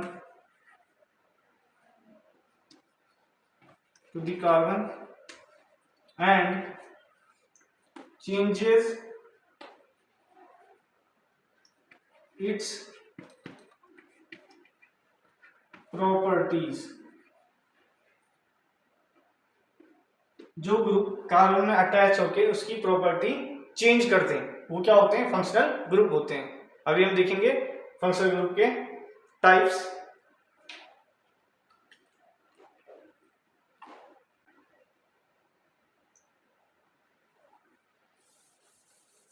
इसके बाद हमारे पास जो फंक्शनल ग्रुप पहला जो आता है, जो हम क्लोरीन एंड ब्रोमीन वाला देख चुके हैं, उसमें तो वो होता है हेलो एल्कीन। तो इसमें जो पहला आता है वो आता है अल्कोहल। अल्कोहल एंड इसको लिखते हैं हम OH से, एंड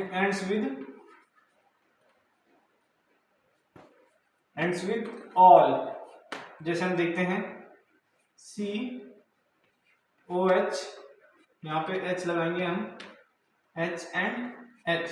कार्बन कितना है? एक। हम लिखेंगे मेथ एंड हम लिखेंगे यहाँ पे एंड किससे होता है? ऑल से। तो मेथे हम यहाँ पे लिखेंगे मेथेनॉल। ये क्या होता है? मेथेन हमने लगा दिया ऑल, तो मेथेनॉल। इसको लिख लीजिए आप। ये इसके साथ लगता है OH, कार्बन के साथ लगता है। ये एंड होता है OL के साथ। तो ये हो गया कार्बन एक था तो मेथ, एंड एंड्स होता है OL के साथ तो मेथेनॉल।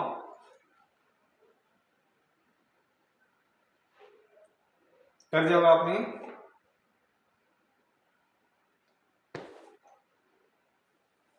इसके बाद हम देखते हैं दो वाले का आप नेमिंग बताइएगा क्या होता है। हम तीन का देखते हैं। अगर यहाँ पे लगा हो, ये हो गया इसके तीन, ये चार हो गया।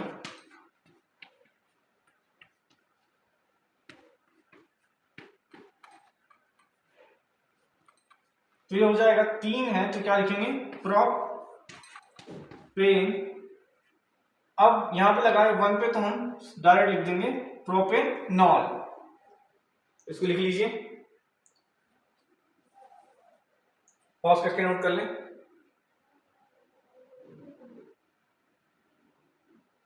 तो ये हो गया होगा। इसके बाद अगर हम इसे चेंज कर दें इसकी पोजीशन यहाँ पे, तो ये क्या हो जाएगा? यहाँ पे H लगा देंगे हम, यहाँ पे OH लगा दें। तो इसकी नंबरिंग हम कहाँ से करेंगे? जहां से ये नियरेस्ट पड़ेगा। लेकिन अभी तो दोनों से बराबर पड़ रहा है। अगर मैं यहाँ से चलूँ तब भी सेकंड पे आएगा, यहाँ से चलूँ तब भी सेकंड पे आएगा। तो हम यहाँ से चलते हैं 1 2 एंड 3। तो 3 कार्बन के लिए लिखते हैं प्रोप एंड यहाँ पे देखिए OH कितने पे लगा है? OH लगा है सेकंड पे, तो लिखेंगे 2 जो पोजीशन है, एंड ये एंड होता है OL पे, तो प्रोप टू ऑल। या यहाँ पे हम लिखेंगे प्रोपेन टू ऑल। ये आ जाएगा प्रोपेन टू ऑल। तो इसको लिख लीजिए। जब हम प्रोपेन लिखेंगे तो इसमें हम ई नहीं लिखेंगे, क्योंकि ई क्या होता है? वोवेल, एंड ओ भी वोवेल होता है। तो हम तब ई नहीं लिखेंगे, क्योंकि जब यहाँ पे वोवेल आएगा, दोनों में वोवेल वोवेल आ रहा हो, तो यहाँ पे हम ई नहीं लिखेंगे। तो इसको लिख लीजिए।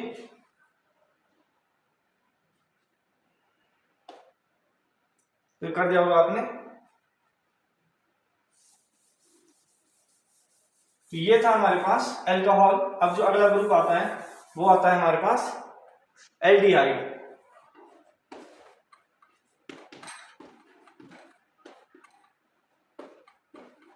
एल्डिहाइड हमारे पास अगला ग्रुप आता है, एंड ये होता है CHO हमारे पास ये ग्रुप होता है, एंड एंड्स विद अल, ये एंड होता है अल के साथ। जैसे हमारे पास कार्बन एक है, यहाँ पे हम हाइड्रोजन लगाते हैं, ये होता है C double bond O single bond H, यहाँ पे भी आप लिखेंगे CHO या C double bond O single bond H, यहाँ से बॉन्ड बन जाएगा, और यहाँ पे लिखिए और CHO हो जाएगा ये। तो ये हो गया हमारे पास, ये सिंगल कार्बन है तो लिखेंगे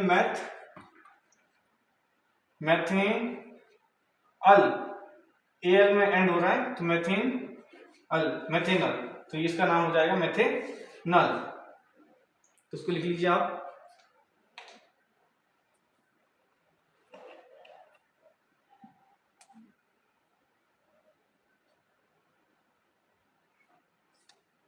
तो कर दिया होगा आपने,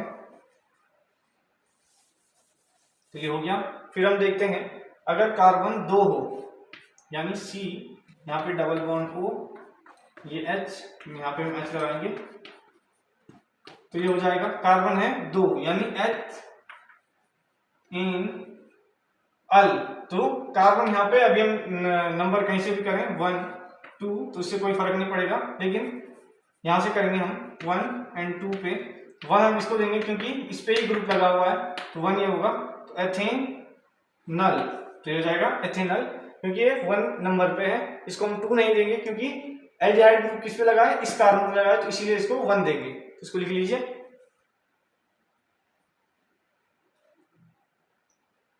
तो कर दोगे आपने। इसके बाद हम लगाते हैं 3 carbon, C double bond O, यहाँ पे H, एंड ये कार्बन हमने लगा दिया।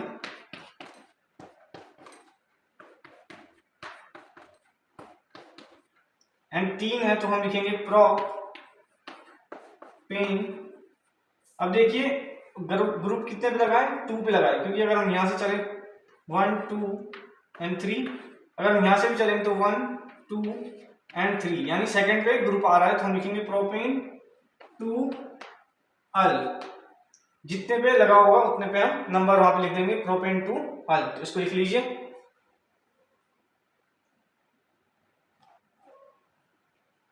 तो ये कर दिया होगा आपने।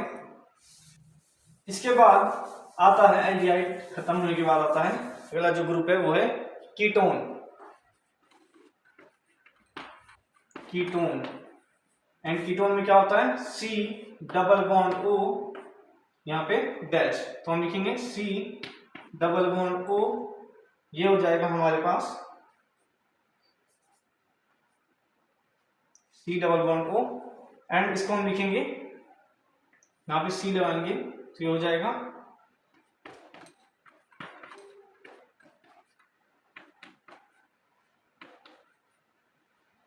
एंड इस पे भी हम लगा देते हैं, तो ये हो जाएगा हमारे पास प्रोपेनॉन।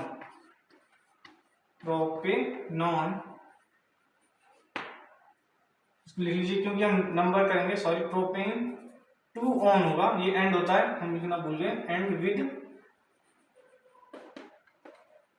ऑन 1 के साथ एंड होता है। यहाँ पे 2 पे ग्रुप है तो प्रोपेन 2 ऑन होगा ये।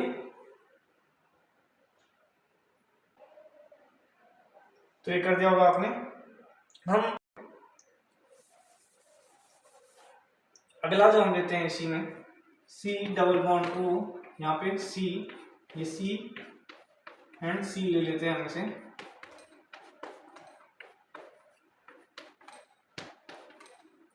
ये 2 और ये तो इसका कंप्लीटेड है। तो आप यहाँ से जहाँ से नियरेस्ट पड़ेगा वहां से हम लेंगे 1 2 3, अगर यहाँ से चले तो 1 2 3, तो कहीं से भी चलेंगे कोई फर्क नहीं पड़ता है क्योंकि 3rd नंबर पे ही कार्बन आ रहा है। 1 2 3 4 एंड 5, अगर हम ऊपर से यहाँ से भी चलते तब भी 1 2 3 पे ही कार्बन जिसपे फंक्शनल ग्रुप है वो आता, तो हम लिखेंगे 5 पे लिखते हैं पेंटीन अब देखिए कितने पे लगा है, थर्ड पे लगा है, पेंटेन 3 ओन। तो ये हो गया पेंटेन 3 ओन। तो इसको लिख लीजिए आप।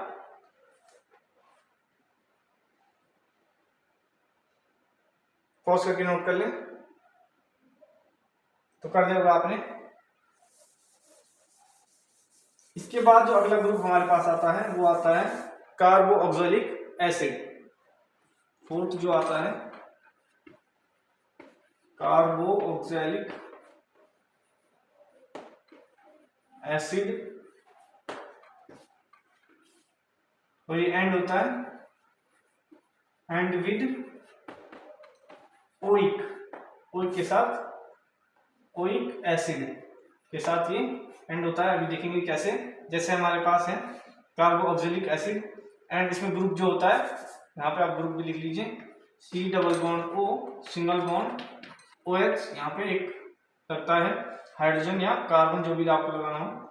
यहाँ पे लिखेंगे हम C double bond O OH and ये H। तो कार्बन कितना है, एक। तो हम लिखेंगे मेथे एंड मेथेन नोइक, यानी मेथेन ओइक, एंड भी होता है ओइक। और हम लिखेंगे एसिड, यानी मेथेनोइक एसिड इसका नाम हो जाएगा। यहाँ पे आप लिख लीजिए इसे मेथेनोइक एसिड। तो कर दिया होगा आपने ये।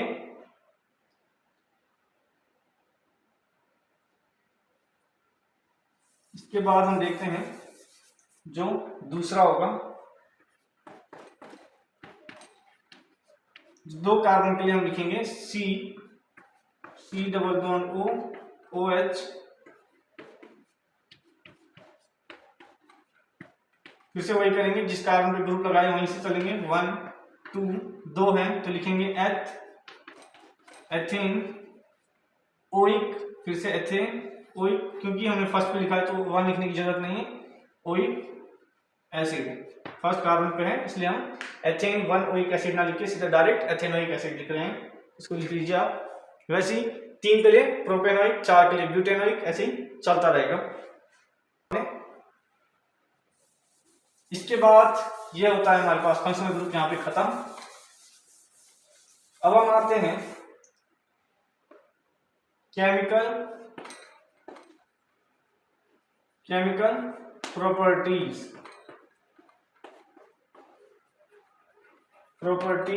Of carbon compound. Chemical properties of carbon compound पे हम आते हैं सबसे पहले केमिकल प्रॉपर्टीज पे। तो सबसे पहले जो प्रॉपर्टी आती है वो आती है कंबशन की,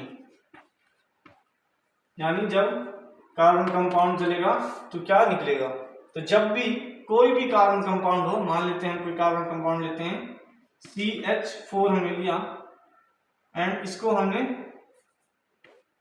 बर्न किया इन प्रेजेंस ऑफ ऑक्सीजन, तो ये जल जाएगा एंड जल के यहाँ पे क्या निकलेगा, हमेशा यहाँ पे CO2 प्लस H2O निकलेगा। वो चाहे कार्बन कुछ भी हो तो उस पर ग्रुप कोई भी लगा हो। जैसे हम अगला एग्जांपल लेते हैं, हमने लिया C2H5OH, यानी ये क्या हो गया हमारे पास, हो गया हमारा एथेनॉल को हमने लिया और इसको हमने बर्न किया। यहाँ पे क्या निकलेगा, यहाँ पे हमेशा निकलेगा CO2 प्लस H2O। इसको नोट कर लीजिए।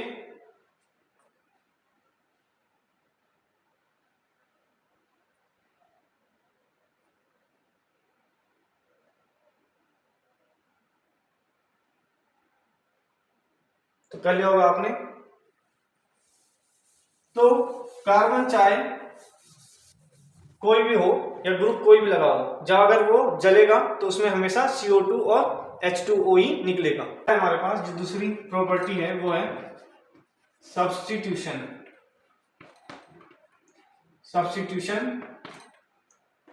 रिएक्शन।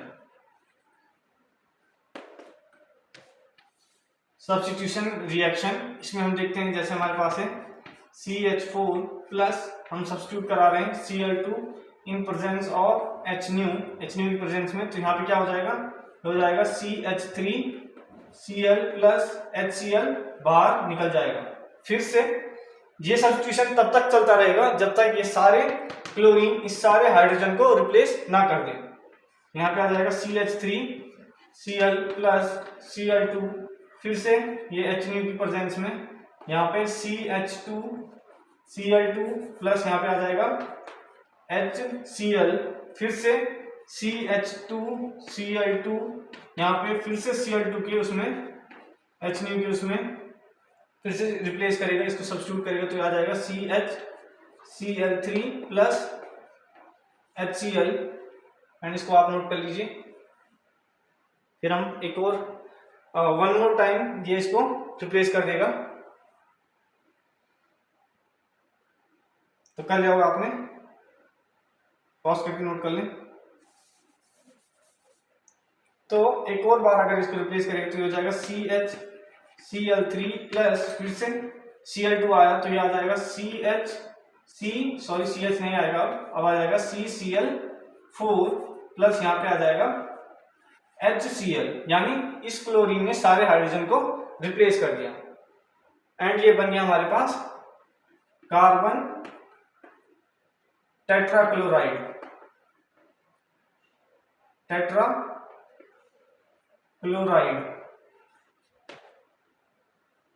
तो इसको लिख लीजिए कार्बन टेट्राक्लोराइड। तो ये थी हमारे पास सब्स्टिट्यूशन रिएक्शन जिसमें सारे क्लोरीन हाइड्रोजन को रिप्लेस करेंगे। तो ये कर लिया होगा आपने। इसके बाद जो हमारे पास थर्ड रिएक्शन आती है वो आती है एडिशन रिएक्शन। थर्ड रिएक्शन है addition reaction. And addition reaction में क्या होता है? एडिशन रिएक्शन में जैसे हमारे पास एडिशन रिएक्शन केवल अनसैचुरेटेड कार्बन कंपाउंड्स पे होती है, जैसे हमारे पास है CH2 double bond CH2 plus हम यहाँ पे ऐड क्या कर रहे हैं, हाइड्रोजन ऐड कर रहे हैं। यहाँ पे हम कैटलिस्ट लेते हैं PT प्लेटिनम या पैलेडियम, हम यहाँ पे कैटलिस्ट लेंगे। कैटलिस्ट क्या होते हैं? जो रिएक्शन के रेट को बढ़ा देते हैं। अभी जब आप क्लास 12th में जाओगे तो आप केमिकल काइनेटिक्स में देखोगे कि कैटलिस्ट क्या काम करता है। फिलहाल के लिए यहाँ पे हम जो कैटलिस्ट ले रहे हैं प्लेटिनम और पैलेडियम है, तो ये हाइड्रोजन इसमें ऐड हो जाएगा और ये बन जाएगा हमारे पास CH3, एक हाइड्रोजन इस पे जुड़ा, सिंगल बॉन्ड CH3, एक हाइड्रोजन इस पे जुड़ा, एक इस पे जुड़ा, एक इस पे जुड़ा, तो बन गया CH3। इसको लिख लीजिए।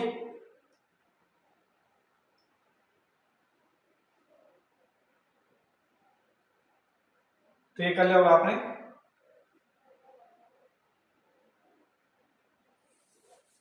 इसके बाद अगर ट्रिपल बॉन्ड हो, जैसे हमारे पास है CH triple bond CH plus H2 हमने लिया, फिर से वही प्लैटिनम और पैलेडियम के प्रेजेंस में, तो यहाँ पे आ जाएगा CH2 डबल बॉन्ड CH2, और ये एडिशन तब तक चलता रहेगा जब तक कि यहाँ पे सिंगल बॉन्ड ना आ जाए, ये ट्रिपल बॉन्ड को रिप्लेस करके सिंगल बॉन्ड ना आ जाए, यानी ये अनसैचुरेटेड था तो सैचुरेटेड ना बन जाए।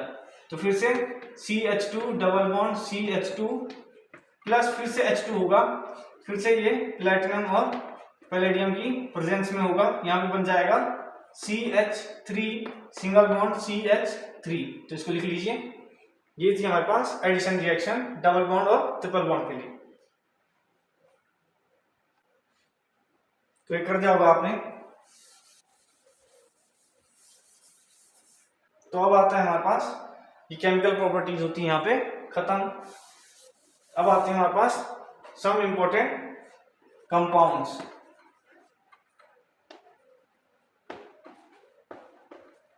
सम इंपॉर्टेंट कंपाउंड्स हमारे पास आते हैं।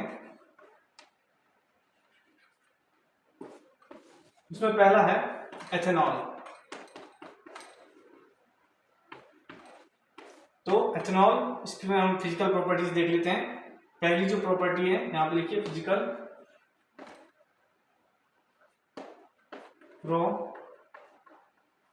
प्रॉपर्टी। तो फिजिकल प्रॉपर्टी में तो इसकी फिजिकल प्रॉपर्टी पहली होती है ethanol is a volatile liquid.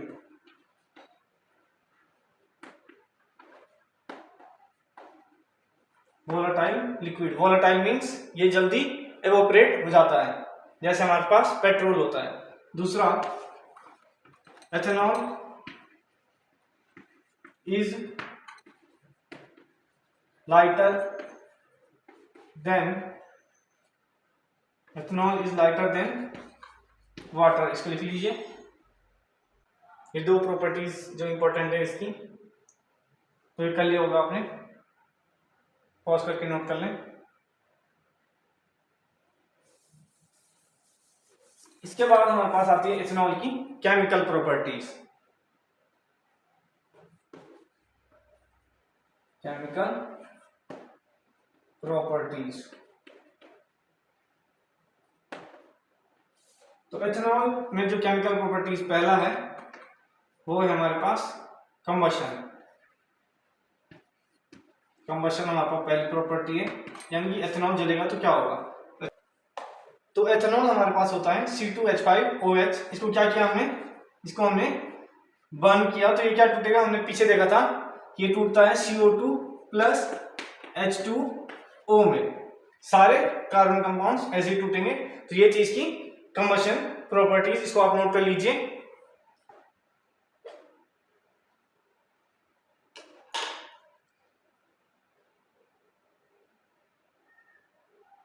तो कर दिया होगा आपने। इसके बाद जो नेक्स्ट प्रॉपर्टी आती है इसकी, वो आती है ऑक्सीडेशन। ऑक्सीडेशन, तो हम इसका क्या करेंगे, C2H5OH, इसको हम ऑक्सीडाइज करेंगे, यानी O in presence of alkaline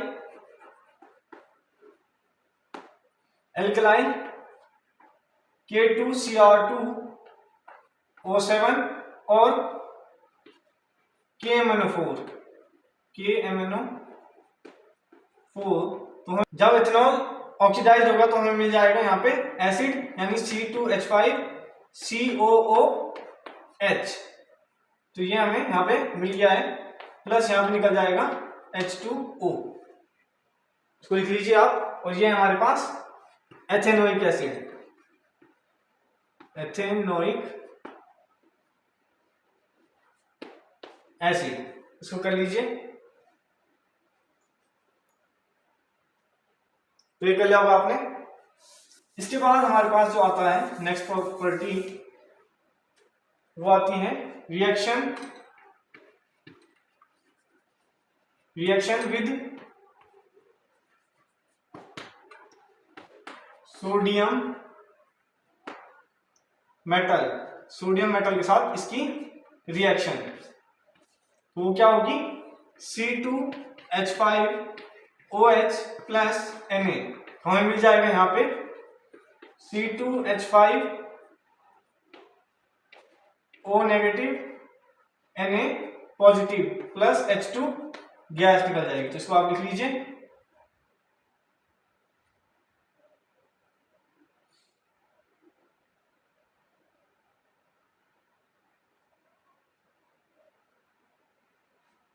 तो कर दिया होगा आपने। इसके बाद आता है डिहाइड्रेशन रिएक्शन।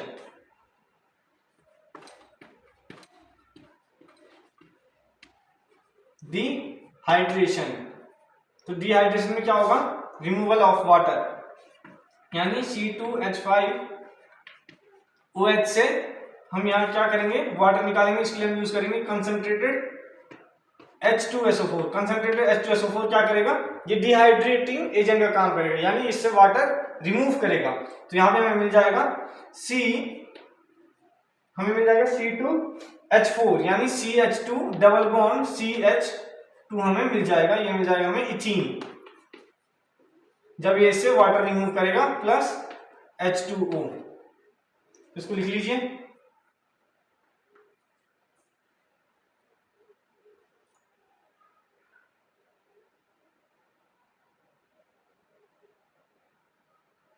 तो ये कर दिया होगा आपने। इसके बाद आता है reaction with ethanoic acid.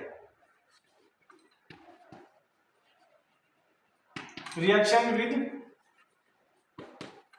Ethanoic acid,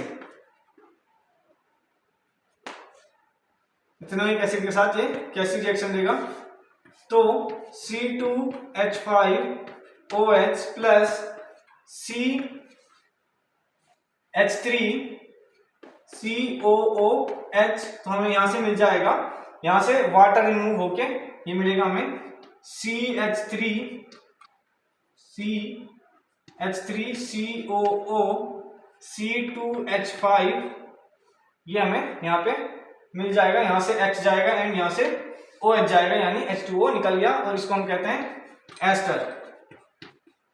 ये हमारे पास स्वीट स्मेलिंग सा होता है, इसको हम कहते हैं एस्टर, इसको लिख लीजिए।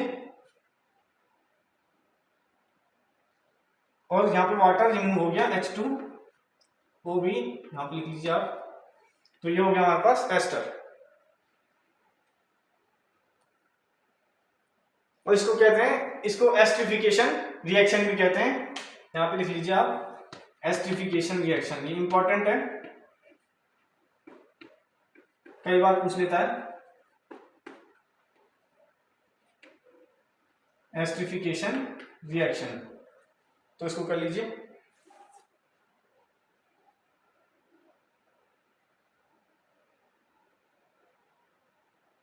जो कर लिया होगा आपने, तो ये होता है हमारे पास एथेनॉल यहाँ पे खत्म। अब हमारे पास जो दूसरा कंपाउंड आता है वो आता है ethanoic acid.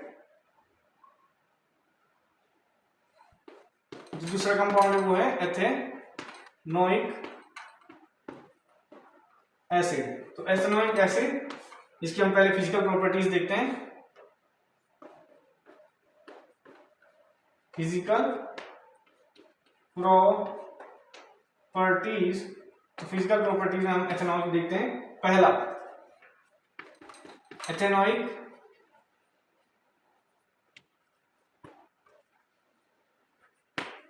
Acid is a liquid, ethanoic acid is a liquid which is colorless, which is, यहाँ पे which गलत बना है, which is colorless and second है हमारे पास ethanoic acid when there is cold get freezed and called, इसको हम बुलाते हैं, फिर इसको लिख लीजिए आप, इंपॉर्टेंट है, ग्लेशियल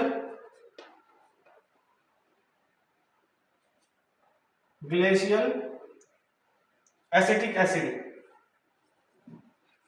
ग्लेशियल एसिटिक एसिड। तो ये इसकी फिजिकल प्रॉपर्टीज है, इसको लिख लीजिए।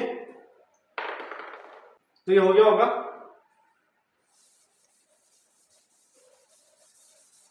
इसके बाद आती है इसकी केमिकल प्रॉपर्टीज, कि एथेनॉल की केमिकल प्रॉपर्टीज क्या होती हैं।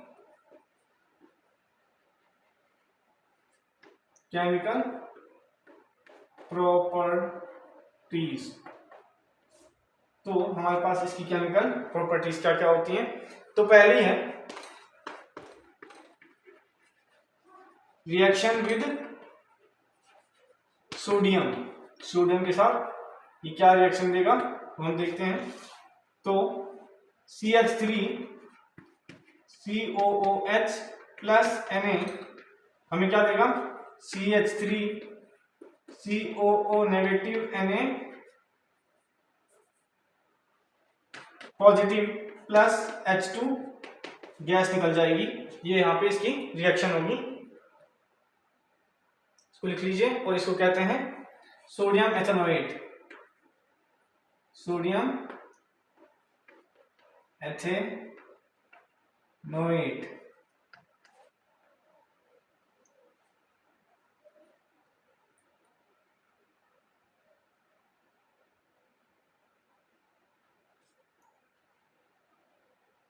तो कर दिया होगा आपने।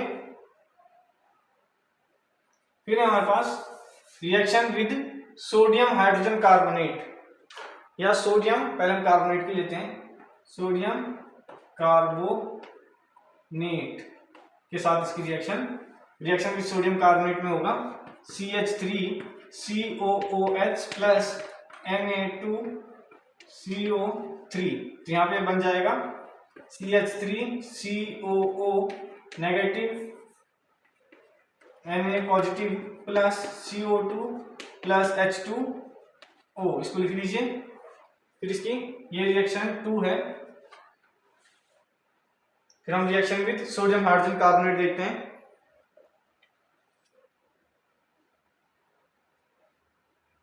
तो ये हो गया होगा, पॉज करके नोट कर लिया होगा आपने। फिर आता है रिएक्शन विद, यहाँ पे हम लिखते हैं थर्ड जो है वो है reaction with sodium hydrogen carbonate,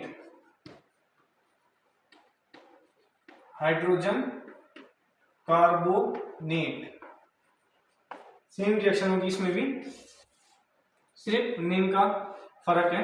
यानी यहां पे भी होगा CH3COOH प्लस NaHCO3।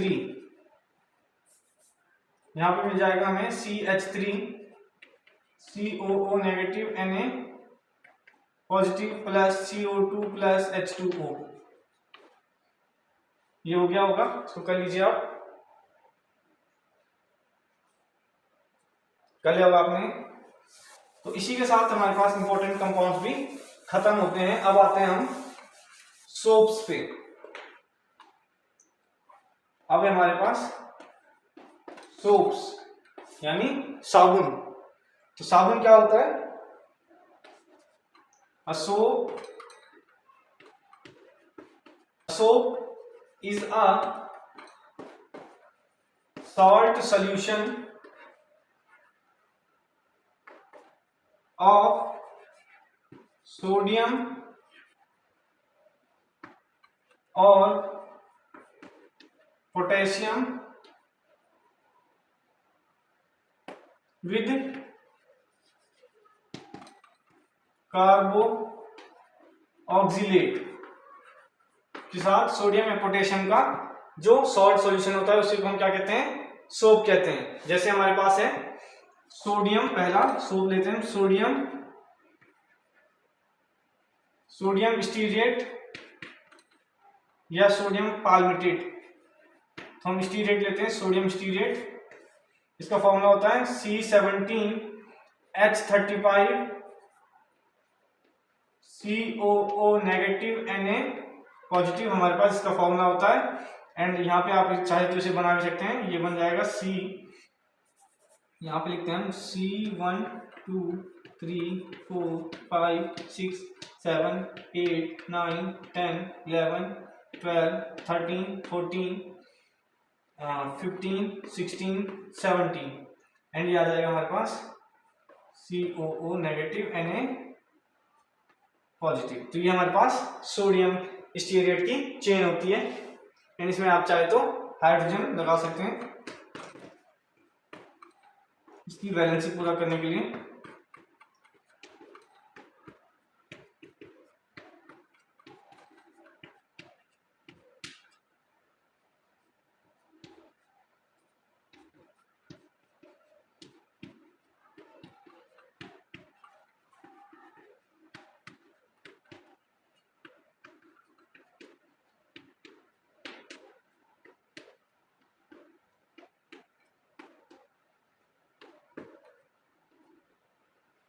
सब हाइड्रोजन हम लगाते जाएंगे ताकि कार्बन की वैलेंसीज पूरी हो जाए। तो ये हमारे पास सोडियम स्टीरेट की चेन आ गई। हमारे पास 17 कार्बन चेन होगी और एक ये हमारे पास आयोनिक पार्ट होगा। तो इसको लिख लीजिए।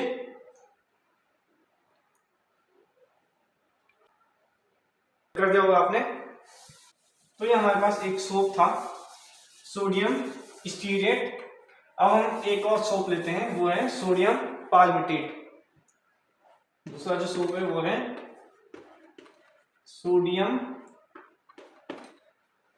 पाल्मिटेट। एंड सोडियम पाल्मिटेट का क्या फॉर्मूला होता है? C15H31COO negative Na positive. And इसको हम कहते हैं नॉन आयोनिक पार्ट। इसमें छूट गया था, उसमें आप लिख लीजिएगा नॉन आयोनिक पार्ट। एंड ये होता है हमारे पास आयोनिक पार्ट। इसको कर लीजिए।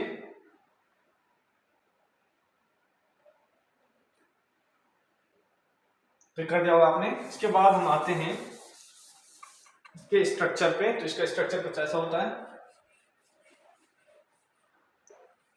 यहाँ पे ये होता है हमारे पास वही नॉन आयोनिक पार्ट या हाइड्रोफोबिक पार्ट। एंड ये होता है हमारे पास हाइड्रोफिलिक का मतलब है वाटर लविंग, ये वाटर हीटिंग। तो ये वाटर लविंग होता है, यानी इसलिए वाटर की तरफ होता है, ये डर्ट की तरफ। जब हम क्लींजिंग एक्शन पढ़ेंगे अभी तो देखते हैं क्या होता है उसमें, कौन सा पार्ट किस तरफ रहता है। तो इसको लिख लीजिए आप।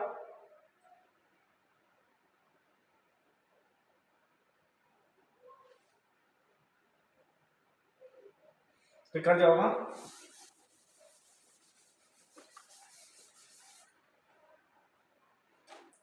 इसके बाद आता है हमारे पास मिसिल आता है हमारे पास। एंड मिसिल क्या होता है? मिसिल यहां पे ई होगा। इट इज द एग्रीगेट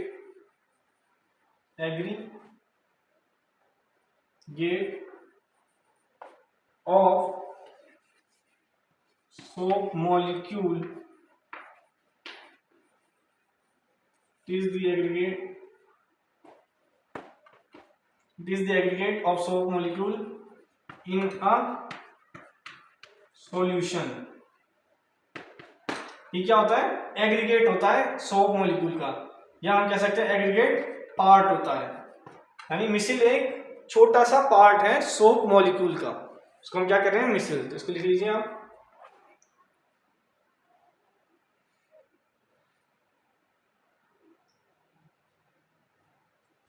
तो ये कर लिया होगा आपने।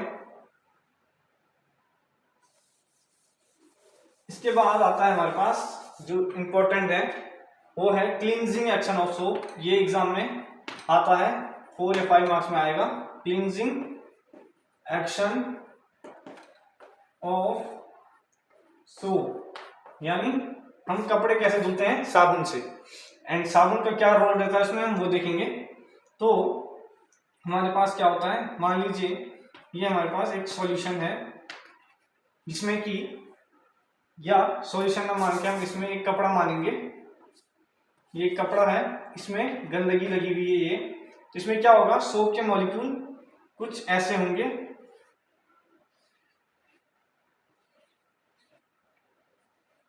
ये हर एक पार्ट क्या है? एक मिसिल है। एंड ये क्या है? ये हाइड्रोफिलिक पार्ट है जो हमने देखा था, और ये हाइड्रोफोबिक है, इसलिए ये डर्ट की तरफ है। यानी कि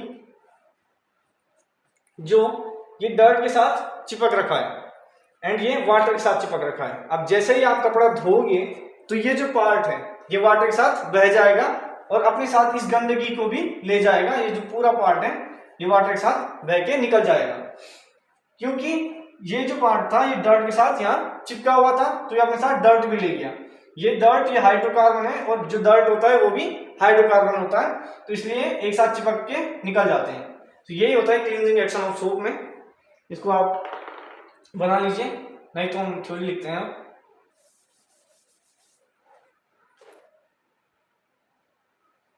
When the dirty cloth is poured in the water, then the hydrophobic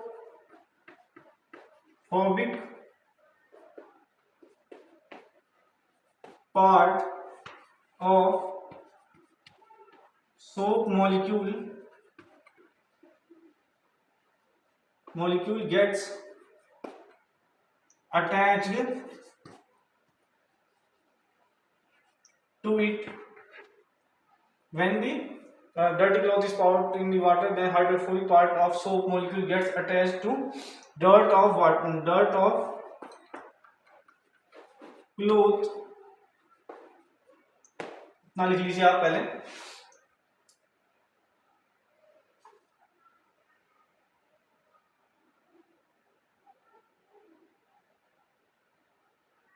तो लिख दिया होगा आपने, पॉज करके नोट कर लें, कर लिया होगा।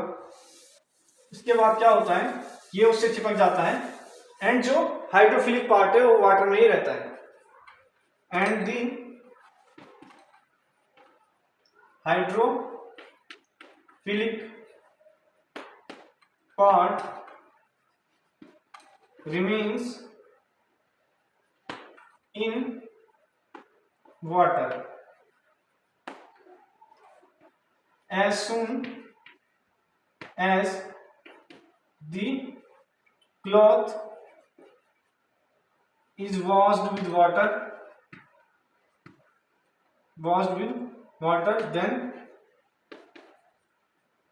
then the ionic part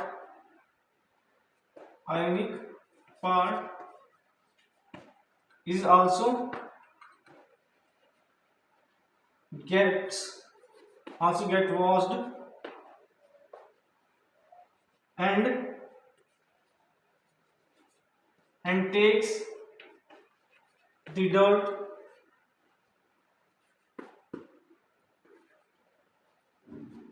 with itself. यानी वो खुद के साथ क्या ले जाता है, डर्ट ले जाता है। जैसे हम पानी में कपड़ा धुलते हैं तो उसके साथ आयनिक पार्ट जाता है और आयनिक पार्ट अपने साथ डर्ट वगैरह जो भी है वो सब लेके जाता है। तो ये था क्लींजिंग एक्शन ऑफ सोप में। तो कर दिया होगा आपने, भैया ये था क्लींजिंग एक्शन ऑफ सोप। अब आते हैं हम लिमिटेशन ऑफ सोप पे कि सोप की क्या क्या लिमिटेशन है। लिमिटेशन ऑफ सोप तो क्या होता है कि सबसे पहले हम लिखते हैं सॉफ्ट वाटर।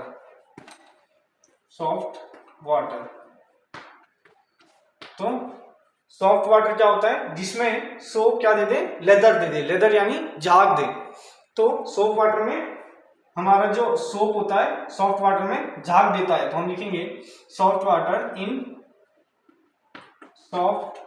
वाटर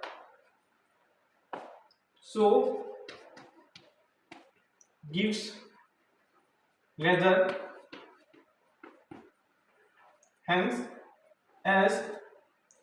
हम लिख सकते हैं गिव्स लेदर।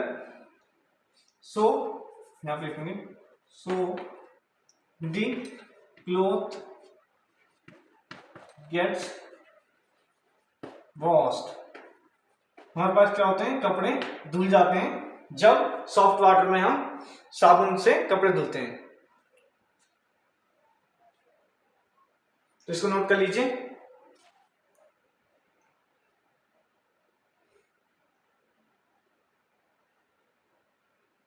तो कर दिया होगा आपने। इसके बाद क्या होता है, हार्ड वाटर। हम लिखते हैं हार्ड वाटर क्या होता है, जैसे कुएं का पानी होता है वो हार्ड वाटर होता है।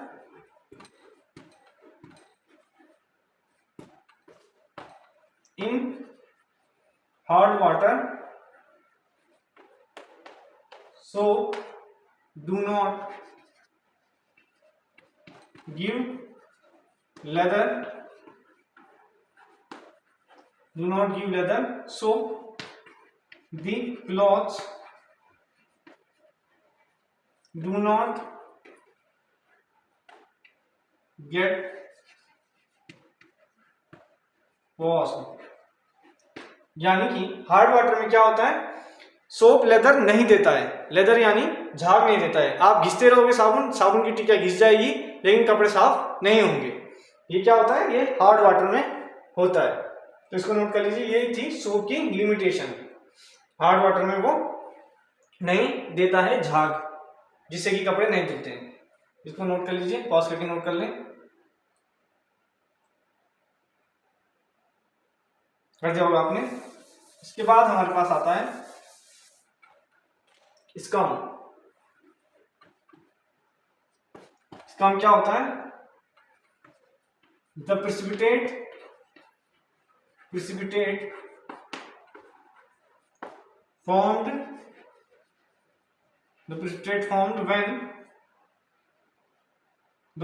formed when cloths are washed with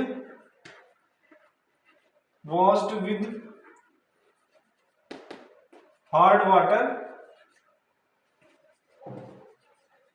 water with soap। तो जब सोप को हम हार्ड वाटर से कपड़े धुलते हैं तो इसका जो प्रेसिपिटेट फॉर्म होता है, उसमें एक प्रेसिपिटेट फॉर्म होता है मैग्नीशियम आयन का, उसको हम क्या कहते हैं, स्कम। जब हम हार्ड वाटर से कपड़े धुलते हैं सोप की मदद से, तो वहां पे एक प्रेसिपिटेट फॉर्म होता है, उसको हम कहते हैं स्कम। तो वही हमने लिखा है, the precipitate formed when clothes are washed with hard water with soap. तो इसको लिख लीजिए, तो कर लिया होगा आपने। तो ये था cleansing action of soap and scum. के साथ ही इस चैप्टर को करते हैं हम खत्म। कार्बन एंड कंपाउंड होता है यहीं पे खत्म। तब तक के लिए पढ़ाई करते रहें। Thank you.